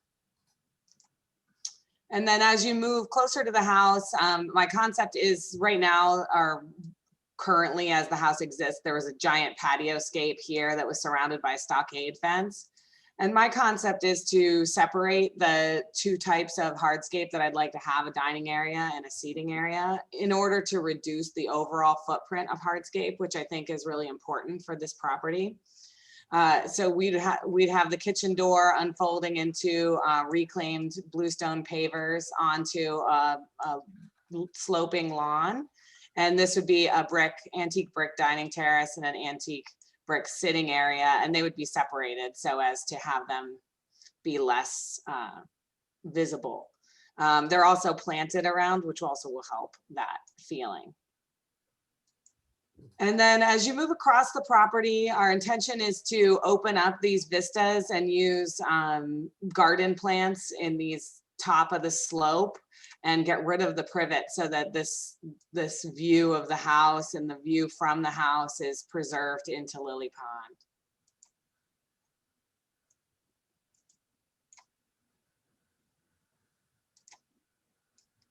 And as you move west, I think that this is where, you know, the garage door is squaring up, and this garage being not associated with the main house is very important. As it exists now, there's a drive that comes between two gently sloping knolls. And our intention is to have a ribbon drive and have this be like a grassy knoll and not change any of the grade here, so that if this expanded parking, this will be slightly expanded from what exists now, or at least just a little bit relocated to make up for losing this parking. But these cars will be obscured behind this grassy knoll. My intention for entering the property from this way is that when you come into the garden, that you get this focal point view of the great elm overlooking the lily pond. And right now I think the hedge ends here. So you kind of come in right at the side of the house and you don't get the full perspective of how beautiful this house is. So I'd like to position people to come in where you get a really nice view of the side of the building, where I would hold back from doing any foundation plantings to keep that pastoral look. And that you see the front door with the lights above and these two big boxwood. I think it's a really amazing view. So I'm looking to capture that. And then as you move towards the back of the garage, my client mentioned in her opening statements about our water feature proposed. The point of our water feature is that you do not see it, and that no one would interact with it other than the owners of the home. And to do that, I would keep this existing hedge and sloping grade, and then further plant out rhododendrons and large evergreens in this area, so that never more would this water feature be seen from here. That being said, the idea behind the water feature is that it is made of antique materials, and the whole concept of it is a reflecting pond. And it's used historically in places like Monticello. It's a very, very antique and gracious way to add water into the landscape. And it's meant to reflect the sky and the surrounding plantings, and be its own room. So in garden design, you'll find often the reflecting ponds will be their own room, and that is supposed to be a destination garden feature. Then we would descend down the hill with antique granite curbing, then connecting to these wildflower meadows that are in relationship to our restoration of the wetland. As you move back east along the wetland, I'm going to go into how the driveway and the Wesco Place areas connect. All this dark hatching here, you'll see is the restored meadow that will be in conjunction with what we do for the restoration with Concom. The acquisition of this Wesco Place property really additionally solidified the pastoral feeling of this property. And what it allows us to do is to open up a connection between this great lawn area and then the lower Wesco Place garage. But it also allows us to have a ribbon driveway coming in through existing plantings. There's an amazing Katsura tree and some beautiful pines. And a group of Siberian elms, which will all be staying. And this property line would be flushed out with native plants coming through here. And then the little lawn area reinforced so that you could drive on it to park into the garage, but not an actual parking area. Installing a little grass path with a human gate to be able to access the lily pond access here. And I think that about sums it up. I would say that there's two little veggie plots here associated with the historic shed for growing some lettuces and cut flowers, things like that. And I'll move on to my materials very quickly because I know that you guys have a long agenda. And I'll just zoom in here to show you.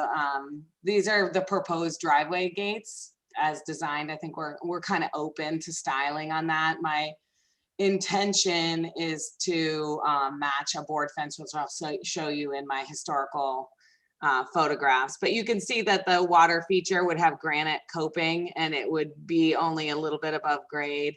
And I'll also go through from all the areas, short of everyone loving the water feature idea, which I know is not a super popular one in front of the historic boards. Its lack of visibility will be very clear from the PDF documents. So this is I'm going to walk you through. So the board on post fence is something I'm looking to recreate that feeling. And that's what I'm looking to do with the driveway gate. And I'm open to ideas how to, better get that look. This is the house originally with these wide open views in the distance. Here's the house, when it was on the market. And I think we're keeping all of this beautiful grassy area. Here's a nice visual of the top of the house just for fun. Here's the entire property with the Wesco Place, the garage, the driveway would be, this is the Katsura tree and it'd be winding in this way. And the great elm being added to with another great elm over here. This is your view down Westchester, both directions. View into the property, the view of the garage, which is quite a distance off Westchester, so not a lot of visibility there. Our view into Wesco Place. The view from the oldest house, I think, is kind of important, and you really can't see very much. And this is from Lily Pond Park, and I can kind of zoom in here. This is the house, this is the garage, so you can really see that, even not being very popular, I think the water feature would be pretty insignificant to the historic value, and being associated with a 1940s garage, I think is the appropriate place for it. So here's the garage from the parking lot. And that shows you where we are. The garage here, so you can see a little bit of it, but definitely not the groundscape. Same here. And then just to review some of my materials, anywhere there's very steep stairs that could get, slopes that could get slippery, we would like to use first generation antique curbing and grade. And then I found a wonderful source for some reclaimed bluestone pavers. We would probably lay them with a larger joint to give it a more residential feeling. And then a really soft antique brick paver for the patios. And I think I've spec'd a basket weave, which was what was there. And I found quite sweet. These are some visuals on the reflecting pond as a garden ornament in history. The Monticello one is a little ugly, but it is, showing its historical significance. So it's not shown here, but you can look it up. And this is the goal, is that you would reflect all this greenery, and it's a place of peace and contemplation for the family. And this is kind of the type of coping we'd be proposing with a, with a little bit less of a sharp patina. It would be more rounded and natural looking, and it would be planted around similar to this and this. So I think that ends my landscape presentation, and I welcome everybody to ask questions or comment. I did have, most of this, I think it all looks really very nice, well thought through and very sensitively done. I really appreciate the sort of a more indigenous nature than we're often seeing. So a couple questions I had, not that I don't think this is going to be much of a visibility thing. I noticed something that's called the chain lookout. Did I read that right? Oh, it's just a gravel area that you would put some Adirondack chairs in. It's flush, flat, not raised, no stone wall. Does it have a chain Uh-uh. on it? Where did I, no, okay, so With chairs. oh, chairs. Okay, never mind. That's probably what I read. It's a natural, it's kind of like the lowest precipice that would be in the finished landscape to overlook Okay. Lily Pond. I misread that. Got it. Okay.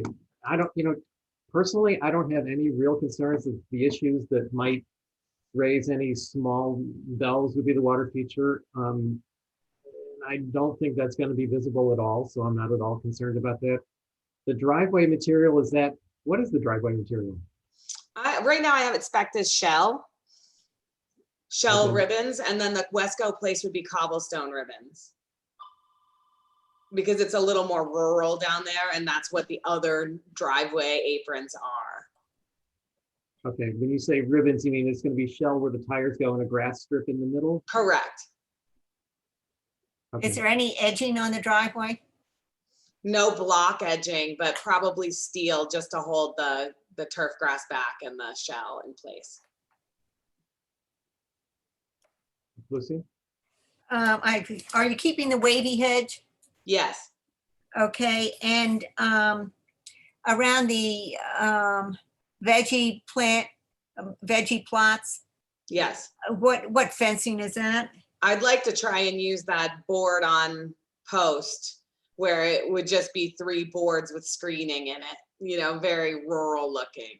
Okay, and those fences, are those natural to weather? Not all natural to weather.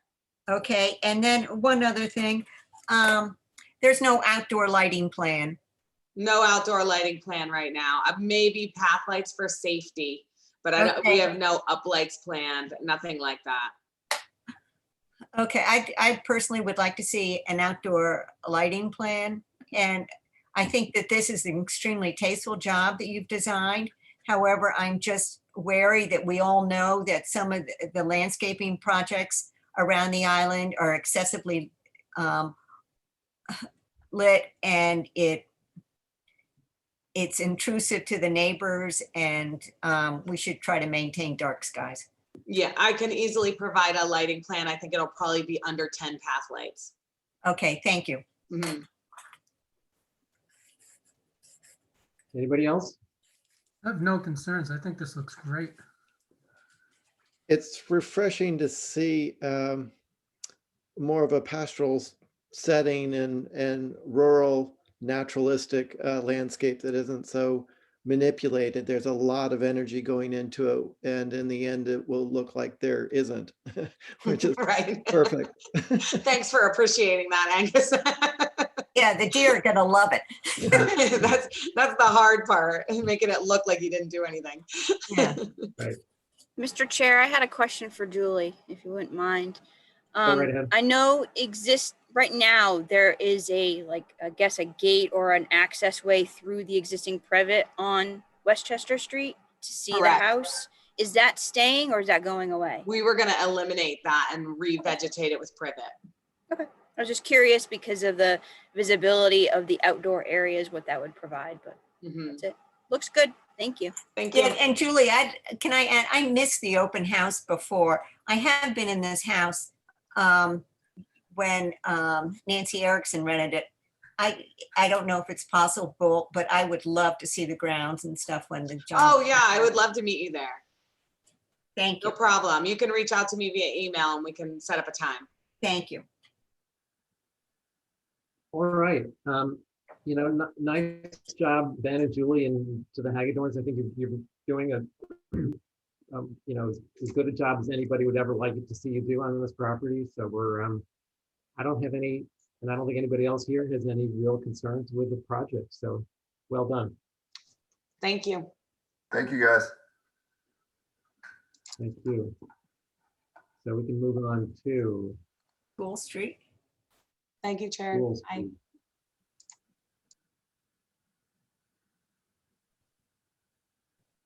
Mr. Chair, Yes.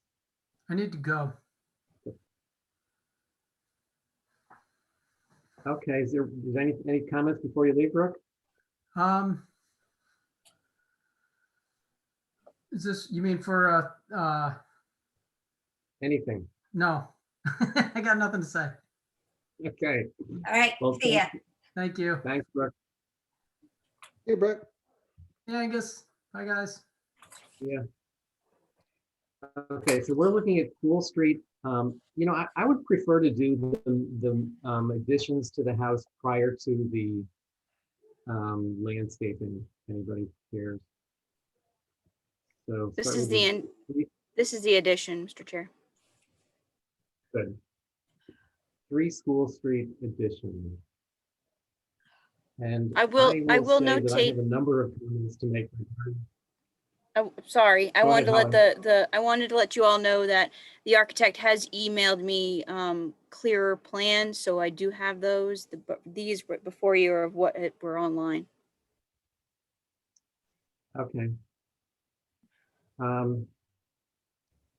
I have a kind of a lengthy list of comments, and you know, maybe it might make sense for me to read my list and then accept comments from the rest of the board and hear a response from the architect.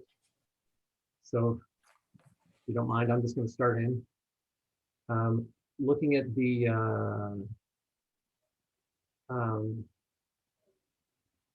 north, the south elevation, the front elevation, which you got right there.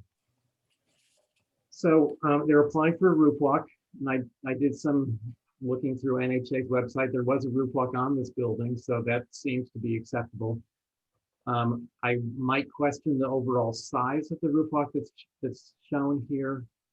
And also the skirt board, the old photos show that without any skirt board whatsoever. And I think the request is for a white painted skirt on this project. So I would suggest we eliminate the skirt.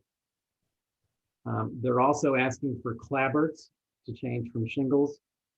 The old photographs I saw show shingled, show it as a shingle building.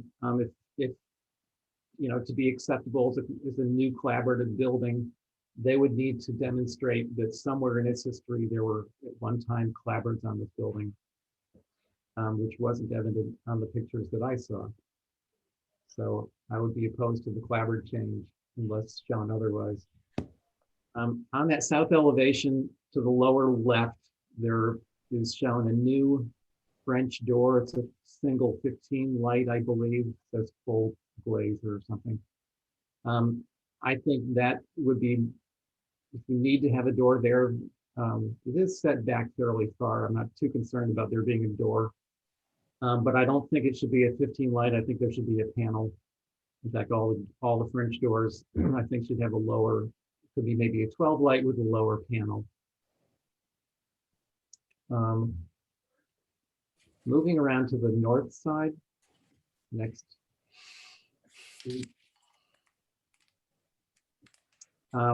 This is the most concerning elevation, well, nearly. The fenestration on this side needs completely redoing. These little slit transom windows, first of all, I think this elevation will be pretty visible from Lucretia Mott Lane. So there's no hiding it. I think that those transom windows are not working at all. There's a couple of 8/8 windows. They're pretty unusual for a building of this style. I would say those should be changed to 12/12. And I want to just make sure that the pane sizes are, the proportions of the panes are similar in scale to what's existing on the building now. It's also really under fenestrated, obviously by use of those transom windows. It needs much more glazing on the back of this building. There's entire levels with no windows at all under that brackety roof. So I think it needs to look much more traditional in the use of 12/12 traditional windows throughout, which is what you see there now. Moving over to the west elevation. Probably next down. Right. Okay. French doors, same issue. I would have tried rather see a lower panel on those French doors. Note the roof walk is excessively large, too large. You just don't ever see that on a roof walk on Nantucket. It needs to be much narrower and centered on the main ridge.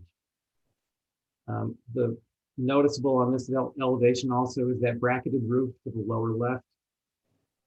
That doesn't seem to serve any purpose whatsoever. There's nothing below it. It just seems like it's hanging out there in space.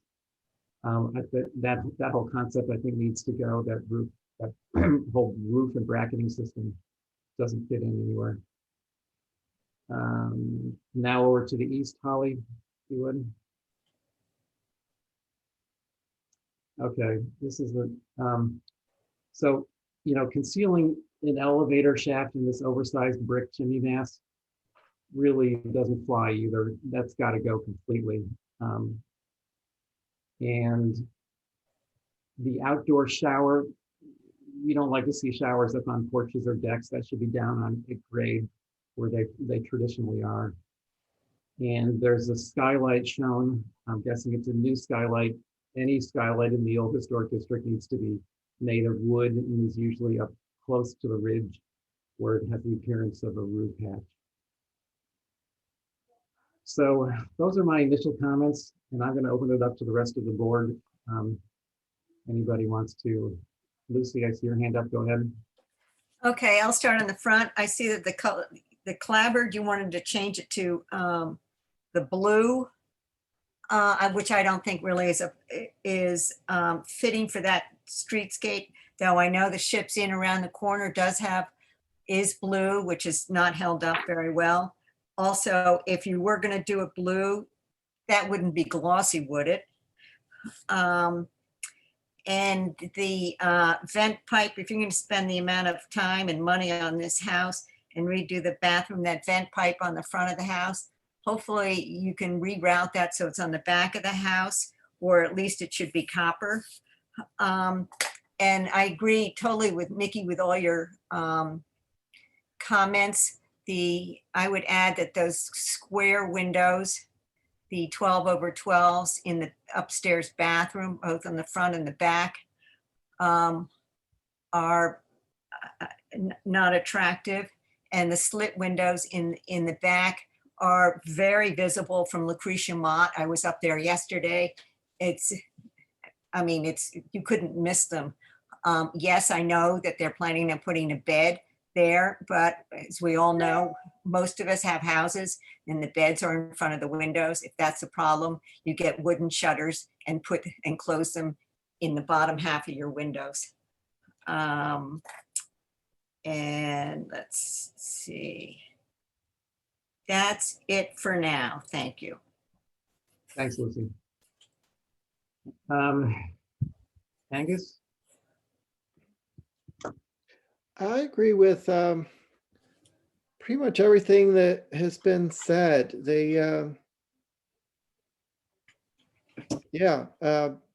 Mickey, in your comments, you pretty much targeted everything I was talking about or thinking about.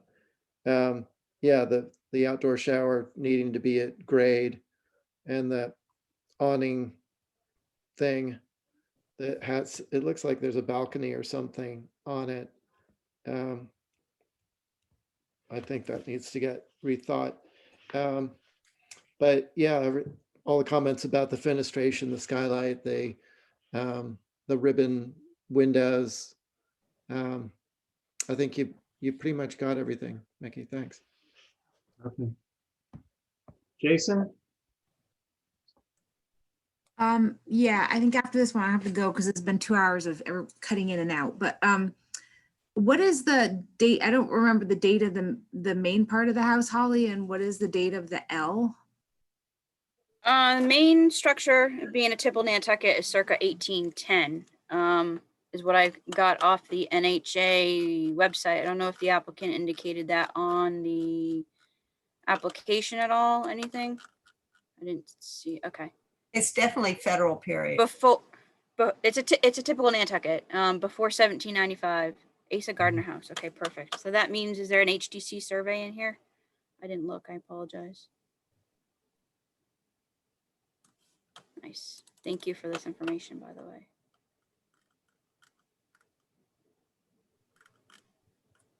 There is a survey. So, Okay.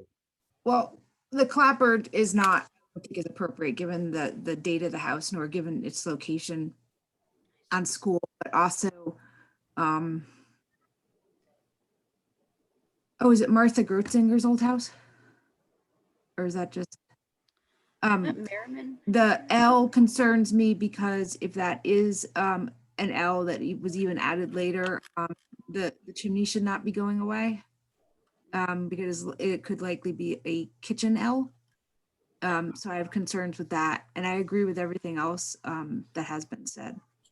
From the skirt on the roof walk to the fact that the roof walk is not on the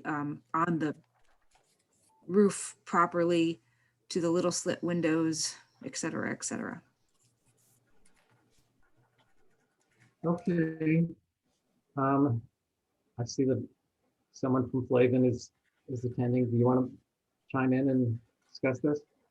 Hi, Colin Flavin here. Thank you for taking the time to review our application. We really appreciate it.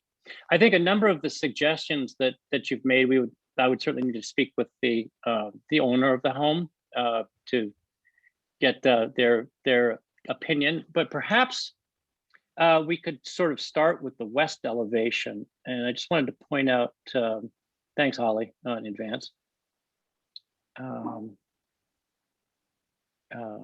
Let's see. Yeah, one of the goals is to, and what you're looking at on the sort of left side of the elevation is a 1985 addition to the home.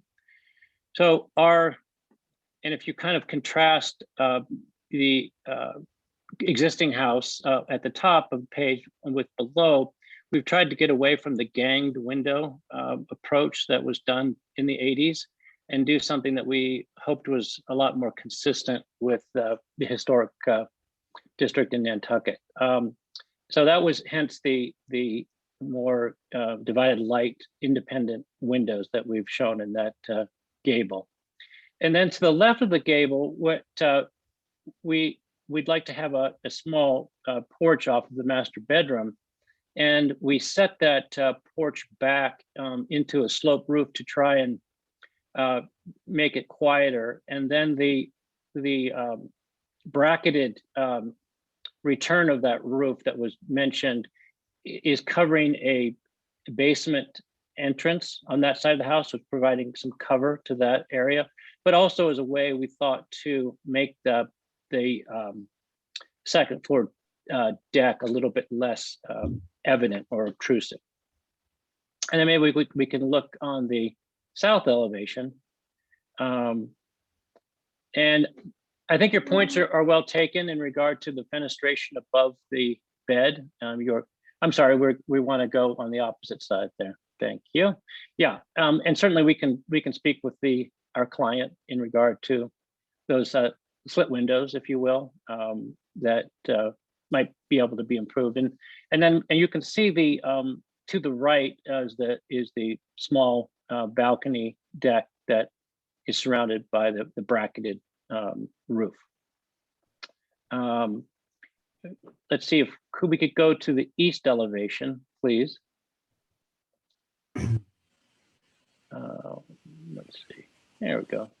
Yes, the existing third floor of the home is it's sort of an interesting architectural challenge. There is a beautiful chimney that serves 3 fireplaces that has a stair integrated into it from the second to the third floor. That is kind of a classic, traditional stair. We would really like to preserve that. However, it leaves us in a situation where there's no decent access up to the existing bedrooms on that third floor. Hence what we feel is important to provide access for the couple into the future, some way to get up to that floor safely. It is a very, very steep stair, but at the same time, it's a very beautiful integrated element of the interior of the home. And then perhaps we can look, just go finally to the School Street elevation. And again, we can, we thought the clapboards might be a nice enhancement to the home. And, but you know, again, we of course can speak with our client in regard to that. In terms of the roof walk, and Holly, in the back of the packet, there's a really interesting historic photograph that we think is about the turn of the 19th to 20th century that shows a kind of a decorative balustrade on the home. That's a, that we thought kind of gave a nice precedent perhaps to an enclosed roof walk.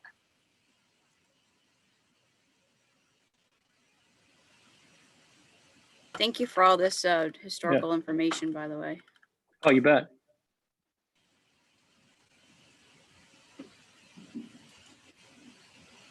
Let's see.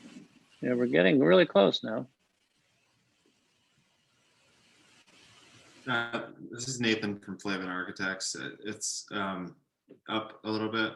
So we have a couple pages of photos after the elevations. Thank you. Next page. There you go. Oh, so that lower left-hand photograph shows the house from, we're looking at the dress and thinking that's probably around the turn of the 19th to 20th century. And just wanted to point your attention to the balustrade that's at the perimeter of the roof, sort of a more decorative approach. And then, you know, it appears that the facade is really very much intact from that era, and certainly we're planning to keep it as such. Hard to tell, but you might be right that it's shingled. It's a little bit difficult to tell. Definitely shingled. Okay. That's the only historical photograph that we've been able to come up with of the home. Well, if you go on the NHA's website, and you just search for School Street, you'll see several photographs, not specifically of this building, but they show it in the background, and one or two of them at least showed the roof walk. So it does seem like there's a precedence for that. But you know, our general policy regarding clapboard is we don't like to see new clapboard introduced unless you can prove that it was there originally. Okay. You know, I think the rest of the details we kind of covered already. We were sensitive to owners' needs for access, stairways, things like that. But that's an internal issue to put a large brick chimney mass to provide an elevator. You know, I know you need the head height above elevator shafts and things like that. But I just, you know, I think you're gonna have to try to find a different way to get there. And you know, you can take our other comments. I think, you know, you don't need to repeat them. I think you heard them originally. Absolutely. Yep. So anybody else on the board want to make some further comments about this? Lucy? Yes, Mickey, I'd like to see this application back. And I totally agree with you about the elevator thing. I mean, we all live with these old staircases. I mean, in fact, I had to get a squishy mattress because it was the only way to get it upstairs. It's, you know, you buy an old house, you live in an old house. I mean, if you want something new, don't buy an old house. Mr. Chair, I just want to mention that I did, for the benefit of the Flavin Architects, I did just look on NHA's website, and that photo that they're showing on this page is available, and I just blew it up, and that facade is definitely shingle, so there is no precedent that I can find for clapboard. Okay, thanks, Holly. And I can email that photo to you if you'd like. I did want to just thank Flavin Architects for their separating the ganged windows in that gable on the west elevation. as much of that as possible and incorporating in your design is welcome. Thank you. Thanks, Angus. Okay, I think we've gone through that one. There's now the application for the landscaping, hardscaping.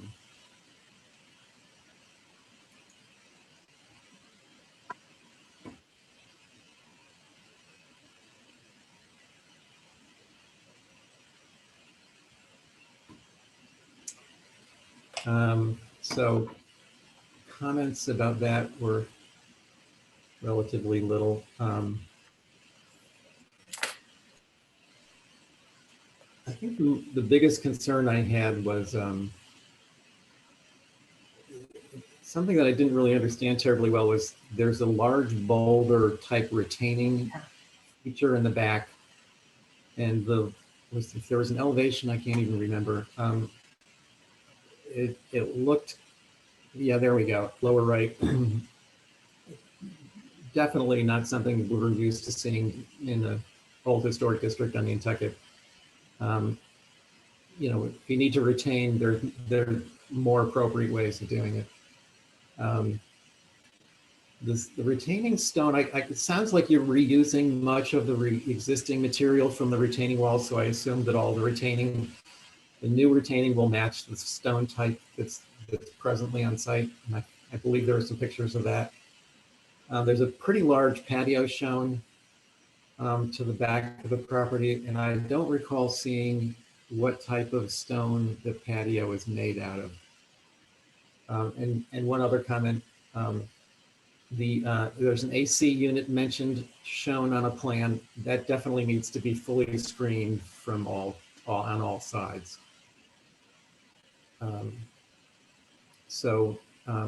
Comments from the rest of the board? Lucy, go ahead. Yeah, the boulders are totally inappropriate in town, other than they're part of a rubble foundation. Also in that drawing, I don't understand what is above the boulders, the horizontal, that looks like a clapboard. I don't understand what that is. I was wondering about that too. It almost looks like there's like a What is that? wood timber retaining wall or something. What is that? It's gray. No, Nathan, maybe you can jump in on that. this is Nathan from Flavin Architects. That's just the topography. These elevations were taken from a 3D model. So that's just topography. Lawn moving uphill. No. That's some sort of building structure right there. No, that would be topography. That's all lawn there. If we look in the site plan. So it's just the way it's being illustrated. It's not right. Okay. It's all grass. Because on the site plan, it looks like you've got the patio, and then beyond that is the boulders right up to it. There's no spacing for a slope. So the boulders are to the north of the lot, and then there's the patio, and then there's about a 4-foot increase in grade up to School Street. And that's all lawn. Well, I still don't understand it. Anyway, Yeah. my one other question is outdoor lighting. We're not proposing any outdoor lighting at the moment. We would submit later on for that. Okay, because if you are going to do outdoor lighting, I'd like to see a lighting plan, please. Absolutely. Of course. Yep. Can you identify the material for the patio stone? So the larger patio in the yard would be, and we need to confirm with our client, but it would be either a flagstone granite, a bluestone, or a brick. Okay. Do you have a sample of that? We don't have a sample of that. We can send pictures in our next go around. Yeah, so you'll need to pinpoint what that is at some point. Sure.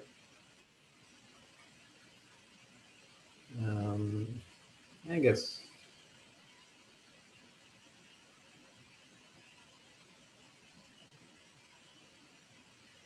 I was just going to say, went back to the previous application just to look on the west elevation to see how that grade went with the retaining and then the grass. It looks like, horizontal stacked something or another um, in the elevation. So it's hard to really tell what that is. But in the west elevation, it's hard to really see. But I agree the boulders wouldn't be something to consider. I'm just looking in where it says new construction, and I could see that would be the raised area that would be retained. I don't really see any material there. So, yeah, I think I would just rethink the retaining and the grading on that side. Yes, we can certainly take a look at that. I think we've got largely a graphic issue that what's looking like horizontal, clapboards perhaps are actually the contours of the site. So we'll make sure to make that clearer. Thank you. Okay. We good? Any other comments? Could from the we board? request this back when the other part of the application or the other application is coming back, Mickey? Yeah. Absolutely. Please. And then if there's a lighting plan, we could look at it then. Great. Thank you. Okay. Thank you for attending. Well, thank you very much. Appreciate your attention. Thank you. Yep, no problem. Okay. Next we have Lilly, 6 Lilly Street.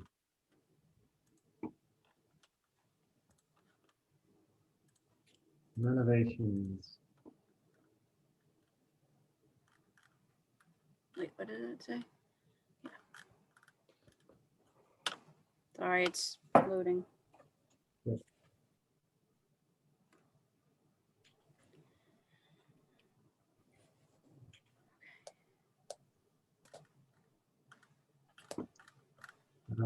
Okay, so I'm gonna go ahead on this one also. I don't see a representative from the architect's office.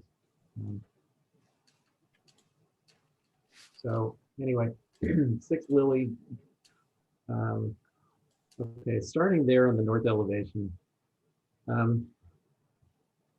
This north elevation, I think is going to be really visible from the Lilly Pond access path.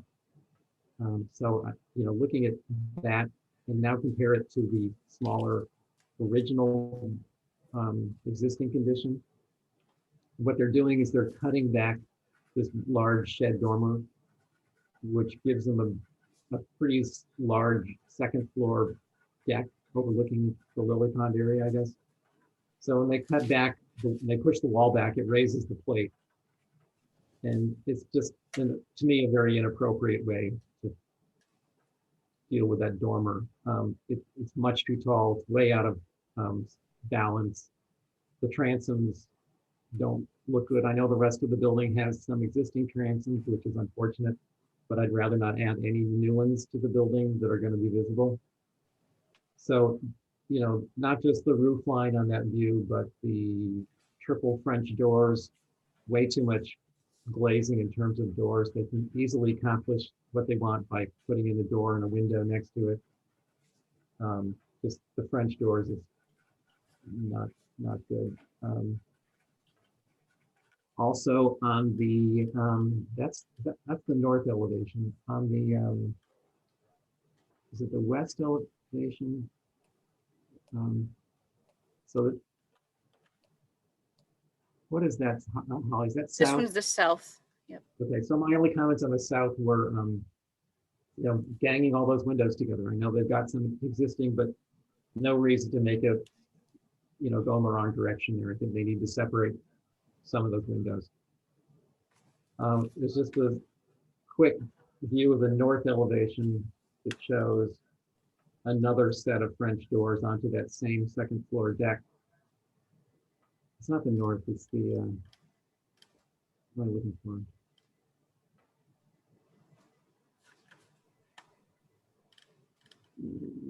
Here we go. It's the west elevation. There's another triple set of gang French doors on that same deck. There it is. So all those I feel are going to be somewhat visible from the path to the Lily Pond. And you know, way too many French doors. And on that elevation, you can see the awkward dormer change. It probably used to mirror the dormer on the other slope. On the other side, you can see the existing. So they cut it way back. So Lucy or Angus, any other thoughts on this one? I agree with you, Mickey. I agree. I feel like in the if you're looking from the west, that west gable where the dormer is getting cut back, it was kind of an awkwardly large dormer like there is on the north and south sides. So I like the idea of cutting it back, but it raises the, you know, I'd rather make the dormer smaller. It raises that plate to an awkward height that, yeah, to have French doors with transoms and then more shingle above, it just, none of it looks right with the house. I think you're right in saying that the original transoms probably shouldn't have been an addition to the house. And this is just not doubling down, but like quadrupling down on that. I feel like none of it is appropriate, and it's going to be visible from Lily Pond. So I think all that fenestration needs to be rethought, and how much that, what happens with that dormer if it's going to be back cut in there for a balcony, bringing that plate down to at least the adjacent gable plate. I mean, they could remove the dormer entirely and just start with a much smaller dormer, which intersects the roof at a lower point. Right. That's not what they're showing. You know, I'm right there, Holly. That's the east elevation. I kind of forgot about that one. They're changing the front door from a single door to, and there's a French door next to it, but they're combining them all. I think that's facing Lily Street, and I think you do look down the walkway or whatever it is, and I think you'll see that. So that's not the direction we want to see this go either. Triple French doors facing the road as a front door. Also, the gable above it really calls attention to it. If it were a shed roof that went across there, I think that would help let it feel more set in. Yeah, the gable is awkward. It's a large porch type of gable, kind of projecting off the building. I agree. I guess the shed would be better, but even just combining the doors is not good.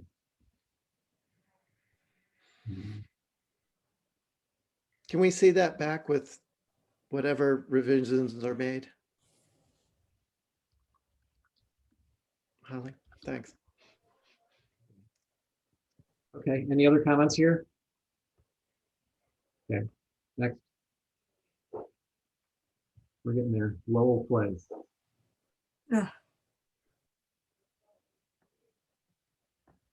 Joe. Hello, everyone. How are you? Hi, Joe. So Joseph Topham for the applicant. This, as you know, is a nice little house on 6 Lowell Place. It was built in 1933, and I'm guessing by the Andy Lowell's family when they started this whole development. It's a 1 3/4 story structure. We tried to find some more information, but other than the survey that was provided within the packet, that was the only information we could find. We did reach out to the NHA, Miss Hinkie, Ralph, as we all know her, and love. And she had nothing on this structure or the street, believe it or not, which was kind of crazy. So as you can see with the existing east elevation, we want to keep that main mass as much as possible. So there's not a lot of renovations to the first floor. There is a mudroom and laundry room addition to the south. We do want to do a small little 3-season sunroom. We saw that at 14 Lowell Place. My clients and I walked through there when it was on the market. She really enjoyed that. So she was hoping to copy that detail. The granddaughters are coming down in the house, and with 3 of them, they would like to raise the second floor. So the only change, we did raise the plate. I did gable end dormers facing the street.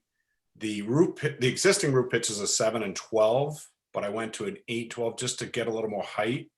Because right now in that second floor, I can stand up there, and I'm 6'4", as you all know, but I can't use the bathroom. So they lived in the summer.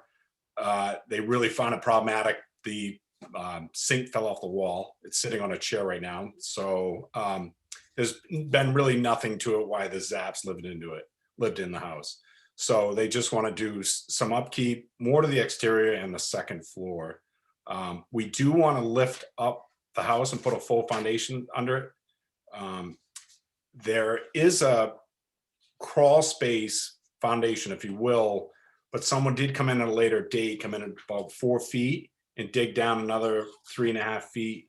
So it's not a basement I can stand in, but it's something where they would like to utilize the space.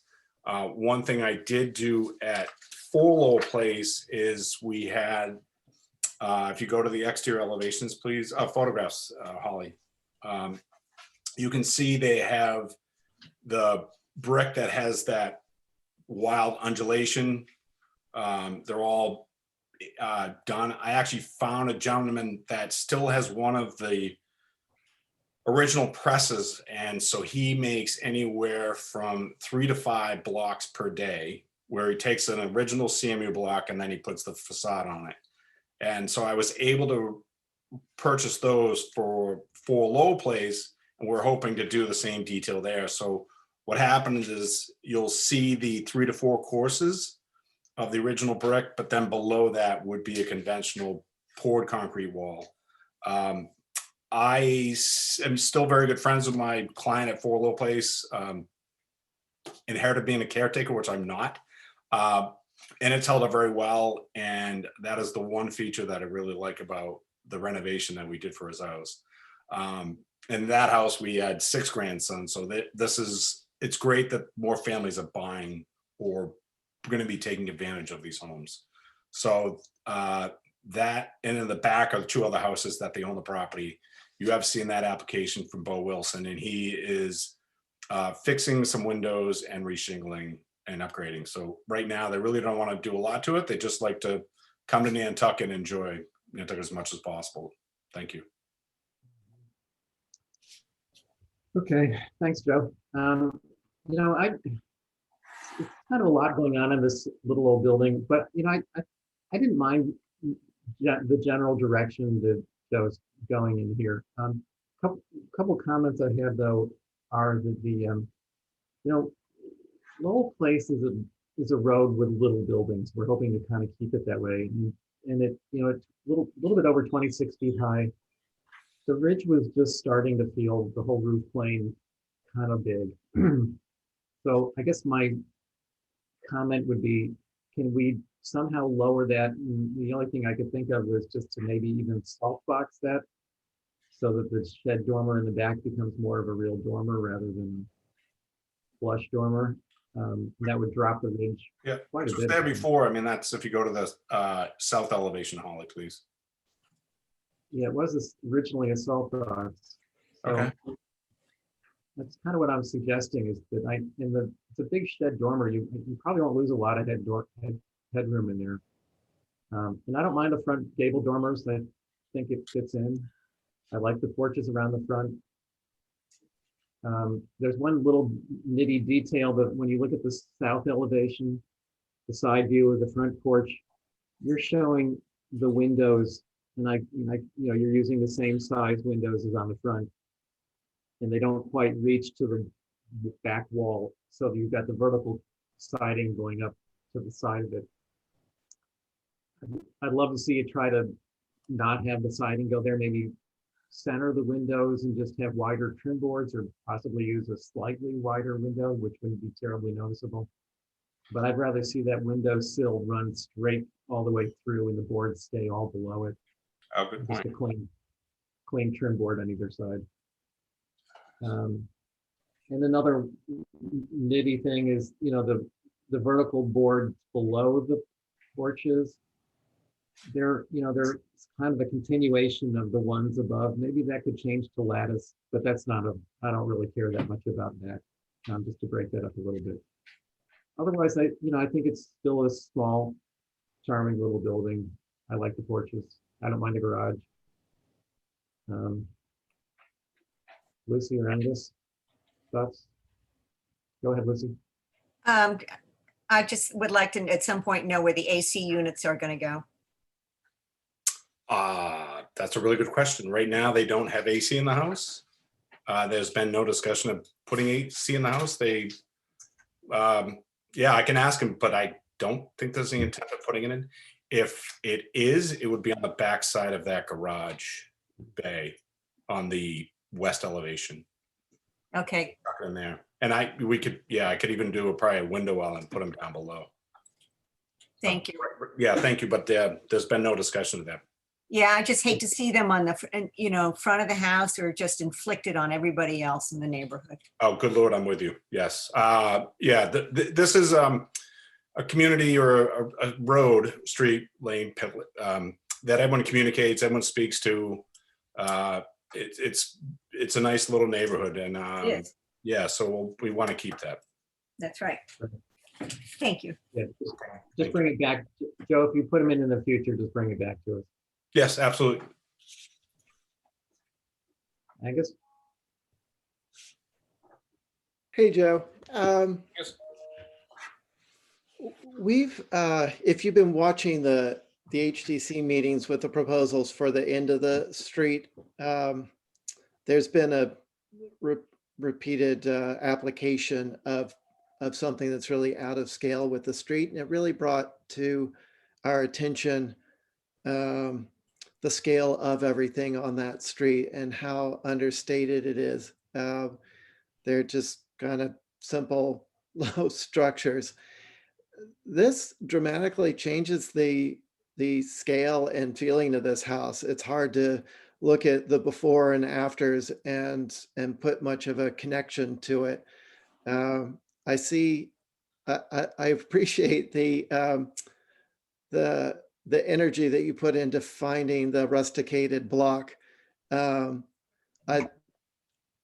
just see that in garages of the 20s and 30s and occasionally old foundations. And it's a cool detail that's not repeated that often. When I have seen it, it seems like it's gone underneath the stoops and porches. So I would suggest thinking about that, or piers of the same material underneath the porch with lattice in between. But I think my biggest impression here is that this scale, height, dimension really changes in this house from what it starts at, and it might be worthwhile for the person who's wanting to change this dramatically to think about a different location or a different house, because it really is changing a lot. So they're not buying it. It's the family that's going to renovate it. It's been in the family, so it's going from Joe and Rose App, and sadly Joe has passed, but it's going to their granddaughter, and so she's the one that's and she's been coming to the island, and so she'd just like to upgrade it for her family. And so, yeah, I mean, I take Mickey's point about lowering the ridge and yours as well. So I'll look at that as well. I know it's the backside, but looking at the west elevation, it really goes from 1 story to 2 stories. It feels more than 2, even though it's an eave wall at 5 feet or whatever, 4 feet. There's still, you know, mostly dormer across the whole back, and then the roof raising above it. So it just has a very, when you go back and forth between existing and proposed, it doesn't feel like an addition. It just feels like a different house. So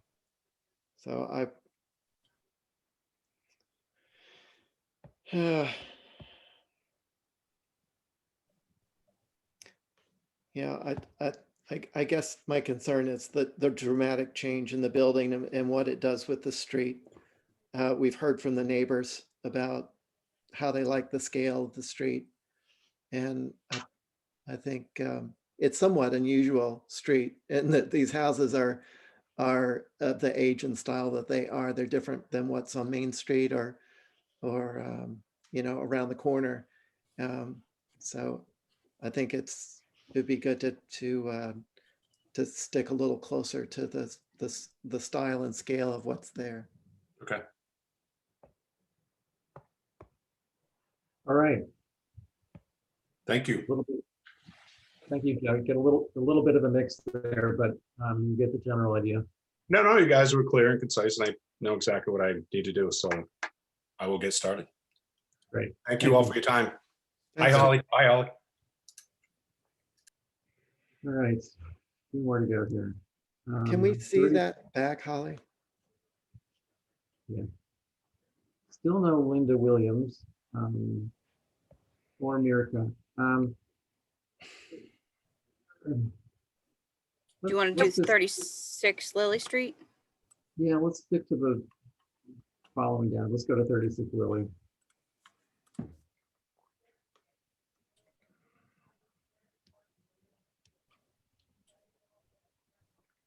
Oh, sorry, wrong one. This is the demo of that land bank.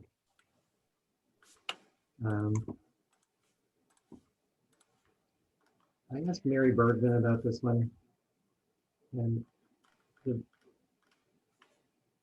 it's not a, you know, I was wondering if this was an old stable, which it sort of looked like, and it's not clear what it originally was. It's not that old a building. Do you have Holly, is there a date on this one?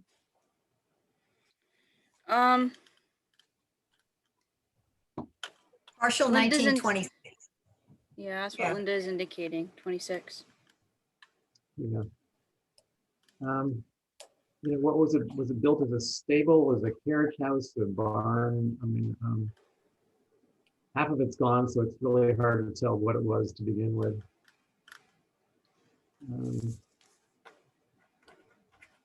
So what was the story with this, Holly? Half of it was demolished because it was newer, and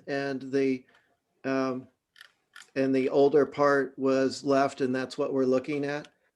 Yeah, Linda kind of summarized it best. It was part of it, exactly that. Part of it was demolished. There's actually plans in here from when the HDC approved the partial demolition. Actually, I remember seeing part of that, physically going to the site. And then I guess due to COVID, it's just been sitting there. And then of course there's mold and whatnot. But this was the section that was supposed to be retained to be incorporated into another structure. So this is kind of a demolition by neglect. I mean, when you open up a building, you don't just leave it open to the weather indefinitely. I mean, you close it in. Yep, here it was. There was a partial demo of the building. This is, I remember this was a Botticelli and Fold, kind of a major reno on this building. I don't know. And, you know, they did a lot to one side and I guess got approval to demo it, but we tried to retain some of it. And I don't, you know, I'm not sure how I feel about it. I think we'd all, again, don't really like to see demos, period. I think that the applicant needs to document the history of this building much more thoroughly.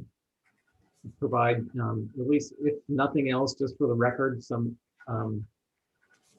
history to this building to show us what was there and what original uses were, if they can figure that out. So I'm just not comfortable just with the information that's been presented. It's just not, there's just not much here. I agree with you. I mean, this is totally demolition by neglect. I mean, this windows have been knocked out and it hasn't been closed off. It's discouraging because what it looks like, I mean, just on the surface is we want to demolish this and we're like, no, that's a historic building. Well, we'll just demolish the new part and then leave the rest to weather and mold and get destroyed. And then we'll get the whole thing demolished as we wanted in the beginning. Why don't we just save ourselves some time? Yeah. Well, I think there's a little bit more to the story. I think that this was started as I don't know what, maybe a spec project. Blue Flag developers apparently are involved in this at one point. Not even sure who they are, but I think they were a previous owner. And then there was this flooding problem in the area, and the land bank ended up buying this property. So I don't think that it, just the continuation from one owner to the next. I'm not sure how much was premeditated. But in any event, it's the same result. It's totally neglected. It would be nice to think that this could be reused. I know the land bank doesn't want to maintain structures, and who knows how, it could be just a nice shelter on the site, but that might maybe a little attract nighttime use that nobody wants on public property. So, I don't like it as an application. I just like to think that they could provide us a little better information. Lucy, Mickey, I may be wrong, but I heard, at least I think I heard that this property, 2/3 the land bank bought, and this has been retained, and that the Sanford Group, or whoever, whatever, is still trying to build down there. I mean, this is a very wet.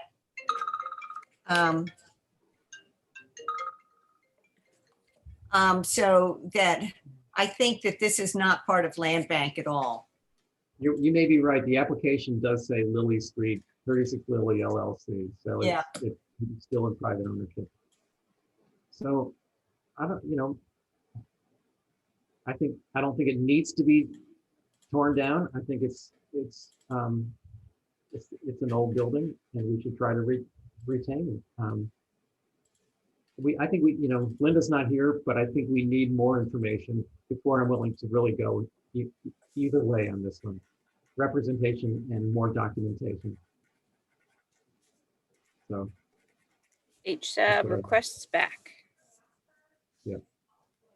Well, and to point out too, there have been other historic structures, especially in this area. I mean, look around the corners off of Gull Island, and that's being restored. Yep. So that's just, it's not a reason. No. So let's get back to the applicant asking for more information and to review it further. Okay. After that is 11 India.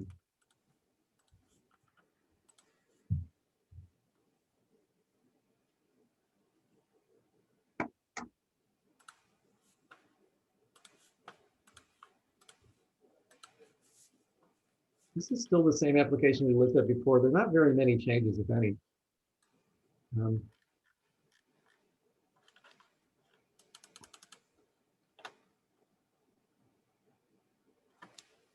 Yeah, there was a comment. I think you all brought it up too about the areas that were in here that almost look like the rugs that were partitioned off. So that was asked to be removed. My thinking about this one is that when you go on, because I can't get there today, you go on Street View and you look at from from the street, the view of this yard. And there's a hedge running along where they're proposing this hedge. They want to make that a 6-foot high hedge along the street. And to me, that's just a wall, it's just a green wall. And it kind of reduces the visual access to the property. I'd still like to see that hedge, which to me, it looks like it's about maybe 4.5 feet high, maybe 5, but I doubt it. It seems a little bit more, or maybe a little less imposing than what they're proposing as a 6-foot hedge to just plain block visibility. And, Vicky, as a matter of fact, I just this morning, I went by there and that hedge is about as tall as I am and I'm 5'2". Okay, so it's about a 5-foot. Yeah, I stood next to the hedge and, did this. Yeah. So I guess on the sidewalk, you're not necessarily looking in there anyway, but across the street, you kind of get a bit better glimpse of it. I just don't like the tall green wall thing. And I have it's another issue with the ivy wall on the other side. And I wish Mirka were here to kind of explain what's going on, but ivy doesn't grow overnight. What is this ivy wall going to look like before the ivy is covering it? And also, it's a pretty long structure. I'd like to see that L-shaped ivy courtyard broken up. The wall that's creating the edge on both sides, somehow break it up, and I'm not sure what that means. Maybe openings in it to some degree here and there, but just not a big long, I don't know what it is, 25 or 30 feet long, 6-foot high ivy wall. I'd like to see a little bit more definition to it. And also, they're still showing a granite post, which I don't like. I think downtown they should have wooden posts. You don't see. I don't even know what it looks like. So, any other comments, you guys? Go ahead, Lucy. Okay, as far as the ivy wall, there's one of those, as you remember, right on the corner of, right across from the NHA parking lot. Is that the Graydon House patio or something like that? Maybe it's not the Graydon House. They have one there, and it's basically a wire mesh, and then ivy grows into it. It's a good way to get screening, but in this case, I think 6 feet high is excessively high. And then the path between that ivy wall and the hedge on Center Street, my question is that wide enough, and does that have to be ADA compliant? And then I did. That one. No, but it's the Goshen wall that's just, if you go in there and right there, does that have to be ADA compliant? And then she does have the lighting marked on the next lower down. But if you notice that in the central seating area, there's no lighting indicated. And so I had a question about that. And then I wanted to make sure there isn't any spotlight coming from the porches into the seating area. And then, let's see, the gate, what color was the gate painted that goes in, the double gate? Is that indicated? That goes from Center Street into the. Where's the gate? The gate. That could be on the application. Where's the gate, Lucy? Oh, I see it. Double gate. up at Center Street. Yep. Double gate. Is that painted? White. Oh, okay, that is white. And then I did have a question. And I'm asking this because of other situations around town. Are there any outdoor speakers? And one particular case of outdoor speakers that really bugs me is that when down backyard barbecue, when you walk along the sidewalk there, the overhang has speakers that blast out onto the sidewalk right over your head, which is totally obnoxious. And I just wanted to make sure that there's no speaker system or television that is going to be Mhm. just offensive from the street. As far as the television, I think of the JC House in particular is very not tasteful. And then looking at these plans, I didn't understand some of the symbols. A lot of can you see this symbol here? Now those are all within the central seating area, and some of them are doubled up. It's hard to see. These. Yeah, no, it's like near the 4 chairs with a table, round table. See those little things? Oh, Yeah, those. what are those? Good question. Where What are are- you again? I don't see them. They're all over the place. And some of them are on top of each other. They're not, I mean, normally you might think electrical outlets, but I mean, that doesn't look like that. How about like gas heaters? But why would Yeah. they have 2 together? That's what I don't understand. Show me where they are again. I missed this. Well, they're on either side of the bench. They're They're right. all over the place. There's 2 Okay. here, 2 All right, here, the 2 first- here. yeah. They're all over. What here. are I need to those? blow them.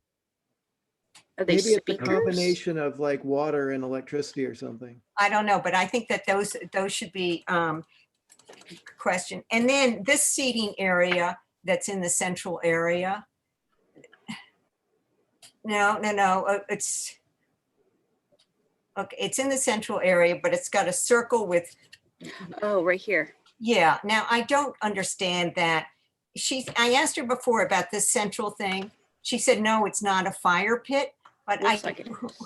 it sure looks like it to me. And you've got other circular tables that don't have this central thing. And then what are these little round dots near the chairs? That needs to be defined. And then lastly, this section down, if you scroll up a little bit, Holly, it's still in the central area. No, I'm sorry, the other way. This symbol, Oh, that one right there. I'm assuming it's a hostess thing, but I still would like that to be defined. Yeah, I think that's a hostess table. Looks like, yeah. Yeah. But I'm with you. There should be some sort of correspondent, yeah. A We don't key, know. exactly. I don't know what those things are. And then she said the AC units were going to be behind the building. I just noticed yesterday that pathway that goes between the 2 buildings with the step stones. No, the other way.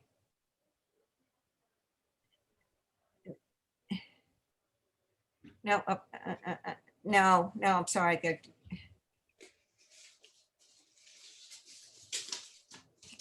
Yeah, with the step stones going in between those, that there isn't, no, going in back, yeah, in there. Those window wells you see there, between the window wells, that space, there is a stand-up AC unit. It's like right outside from where those stairs are. Is that going to be visible from the street? I don't know, but I did notice that on the gatehouse, the one that backs up to, is it Chestnut Street, whatever, that they did put in AC units underneath some of the windows on the first floor, when I thought that we told them that they could not do that. They're brand new and very shiny. We did. I don't know what the HDC did. I know. But so those, Holly, those are my questions. I don't know if you could ask those at the HDC meeting. I can do that. Thank you. I just don't understand. Something's going on because you have that huge seating area and there's no lighting. Even, didn't we have a lighting plan right here? We do, but it's the lighting plan, if you look, all the red yeah. stuff is on the outside. It's not on the inside. So something's going on. That doesn't make any sense. There's one, looks like internal right here. That's it. Yeah, and I looked those lights up and they're nice. Mhm. Do we know what the difference Yeah. between PL and WL is? Is there a key? Yeah, one of one them, is a Walkway. pole and the other one's, I think, just mounted on the ground. Makes sense. Right, walkway and pole. yeah. So my only comments are about the surround for the ivy surround for the seating area. If you're sitting down, you cannot be seen with a wall that's 5 feet high, maybe even Mhm. 4.5 feet high, depending on how high the seat is and so forth. So, I mean, if this is about privacy, I don't think 6 feet's really necessary. And I think there's a good point about the ivy. What is this until the ivy grows? The ivy is pretty, and maybe it could be in a 3-foot planter or something, and then goes up another 2 feet of growth or something. But a a wall without any green on it that's 6 feet high, I don't think is a good choice there. Yeah, I mean, 4 feet would be perfectly adequate. Yeah, that doesn't need to be 6 feet high. And I do don't you see a agree about detail. the granite counters, I mean, posts too, Yeah. that wood Well, would see, be more in keeping. you said that the Graydon House restaurant has an ivy wall down on its patio. One of them does, and yeah, right on the corner, across from the kitty corner from the NHA, or right across the street from the NHA. Another one is when you turn up Hussey Street, you know that garage with the garage apartment above? That's right there. That's like the second building in on the left. I It think has so. one there, and they're good, they're effective, but and it's a great way of using getting some screening that's a little softer looking, that is about a foot wide, but in a case like this, 6 feet I think is not good. And just from the other side of the seating section, from if you're sitting on the porch or something, you'd be looking at a very high green wall. It doesn't make any sense. Yeah. Okay, I can't find, I'm looking at street view, and the Graydon House, the new building is there. I don't see the ivy wall. But my concerns still remain that it's too tall, and sort of, that length and height just feels too monolithic, like this big, I know it's green and ivy and that's nice, but it's just too monotone or something at that size. So that's my comment about that. Am I the only one that hasn't figured out what this whole fence thing is that the ivy's going to be on? Do we know what Well, what No, yeah, there it is right there. Wait, this? yeah, see, that's it. It's planted right into the ground. Okay.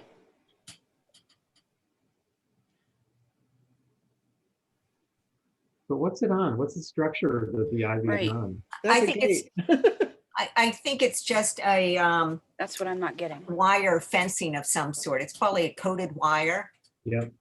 and then the ivy grows up. Instead of us guessing, can we please have this back with what Absolutely. they're proposing? Yeah, and because I'd like to see that here are the answers to the questions I had. Yeah, good. Yeah, so let's get that one back. All right, let's move on. 17 Lincoln Ave. This one we've seen a few times already.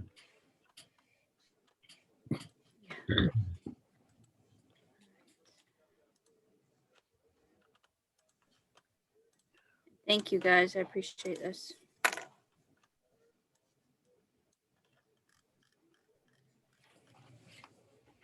So this came back to the HGC February 1st. Okay, so it's been since then.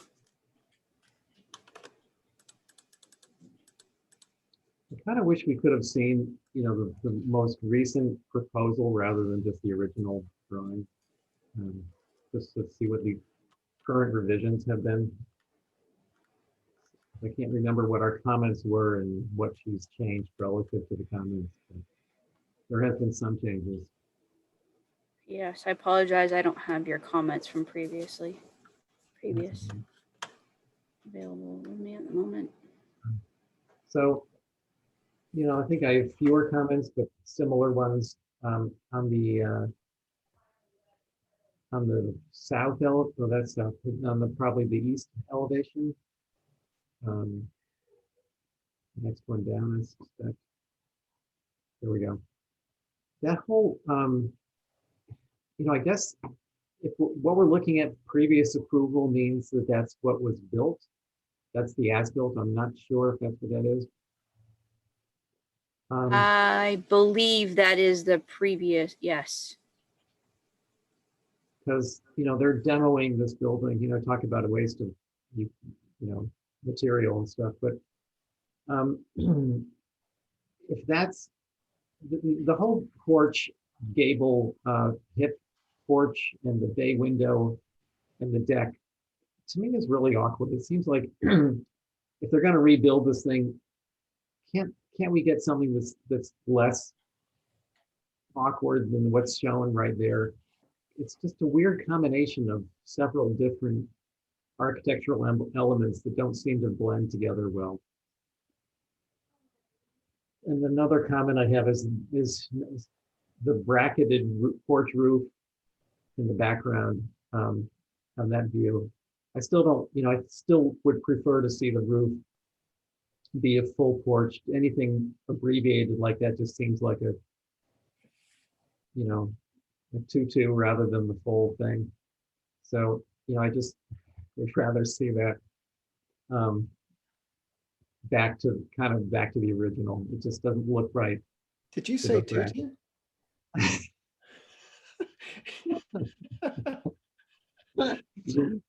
I wasn't sure I heard it right. You got tutu. You got it. What I meant to say. And I think that okay, and then the north elevation right there. There, all those 4 French doors. I think again we can, try to get away with just maybe one French door and some windows, or one door and some windows. Too many French doors. And this view right there will be visible from down in Jefferson and the beach. It's a distant view, but it's pretty visible. And there's that bracketed porch. Still looks weird.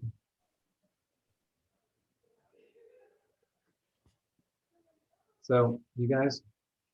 I think you're right, Mickey. If you're tearing it all down but you still have the same idea of the place, there's an opportunity for the improvements. And there are some awkward things about this, the tutu and the mix of elements of the porch and the balcony and the bay window in that other elevation.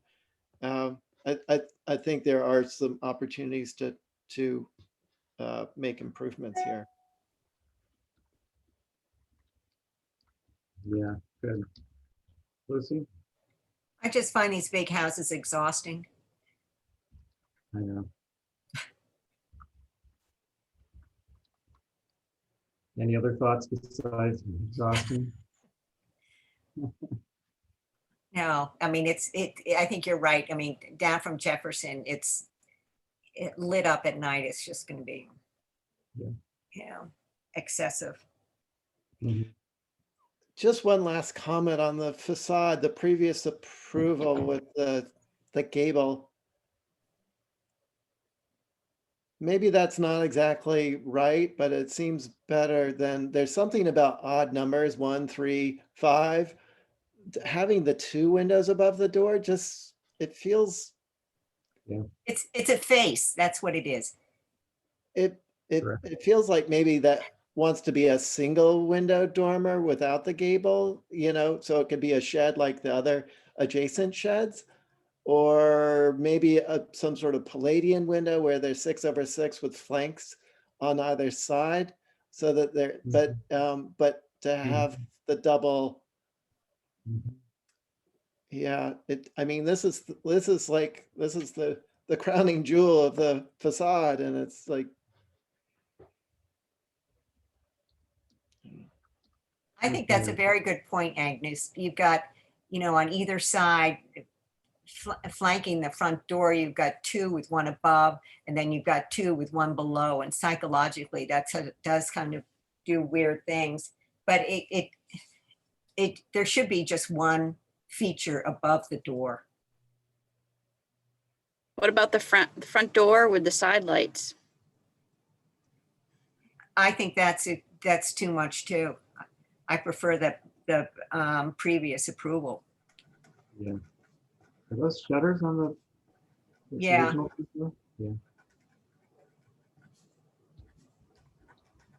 yeah, but even if they did the flanking glass on either side, there could be panels below the side light, the lower part, but that could be the cue for whatever happens up above it, that there could be some sort of side lights on a window up in the dormer or something. I don't know. Something, it seems like too much to have two whole windows, but not quite enough to have just a single window. What on the side lights of the door, what are those two outside vertical bands? What is that? I think those are just pilasters trim. The casing, window casing. But look at this, look at the door style. That's kind of an unusual panel door. Yeah. With the low panels? Yeah. And they don't match. The Yeah. bottom part does, but the top doesn't. And that's a little bit formal for those that seating. I mean, that seating is a kind of cottagey look. Yeah. Mhm. I like the seating thing. Oh yeah, but it's Yeah, the door is weird.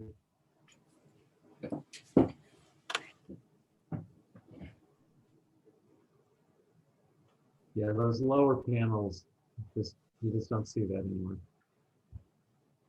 So you should try different style on the whole door. but in that door, are those solid panels, just to make sure? I'm sure they are. I think it's like I said, they're panels, trim panels, not window panels.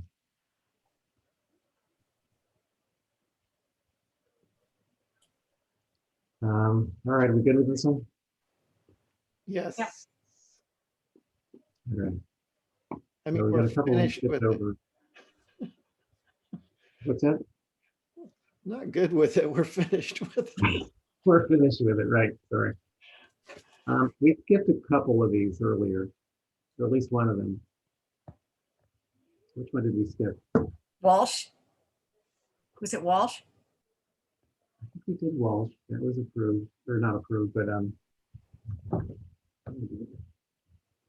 it was one of Linda's. Oh, on York, 37 York.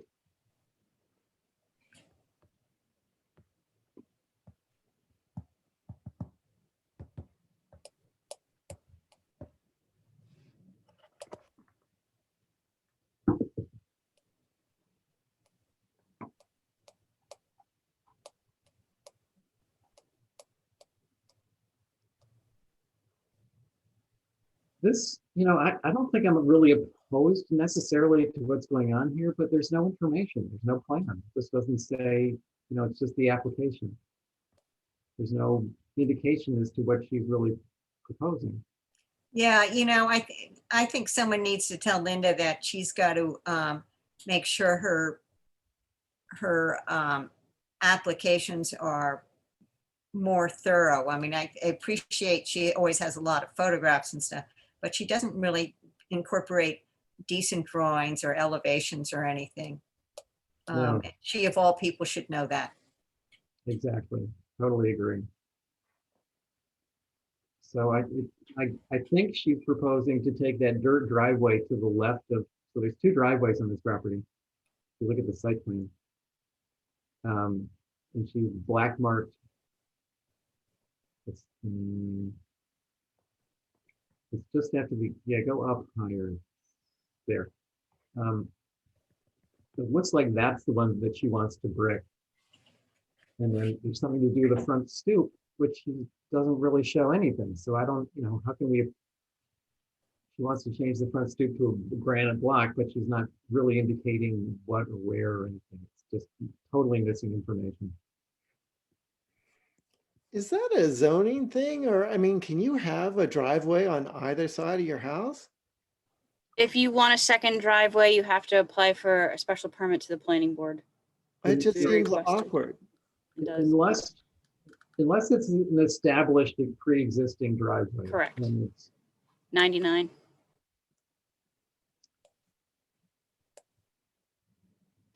I think an all brick driveway, I mean, it's,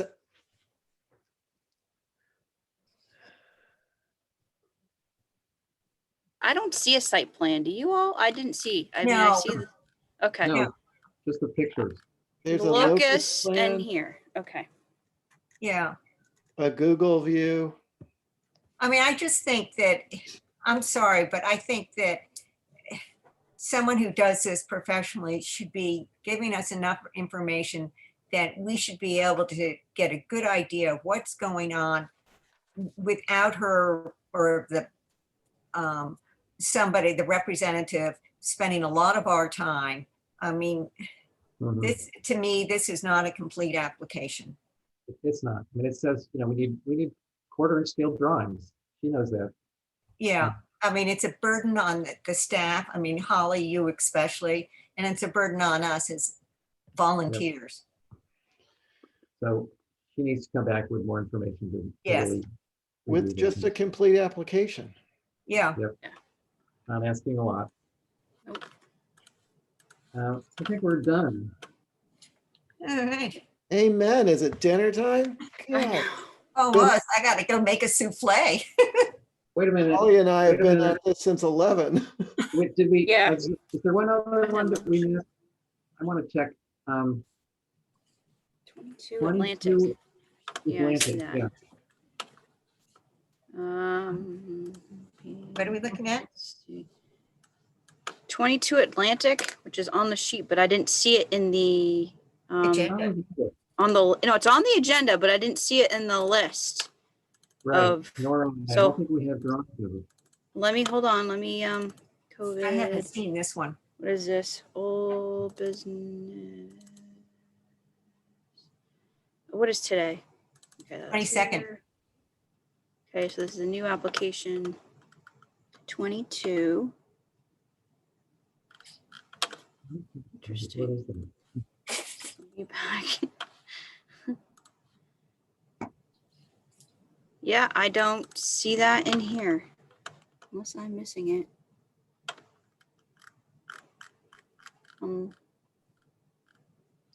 Yeah, it's on Atlantic, right across, it's just up the street from the school.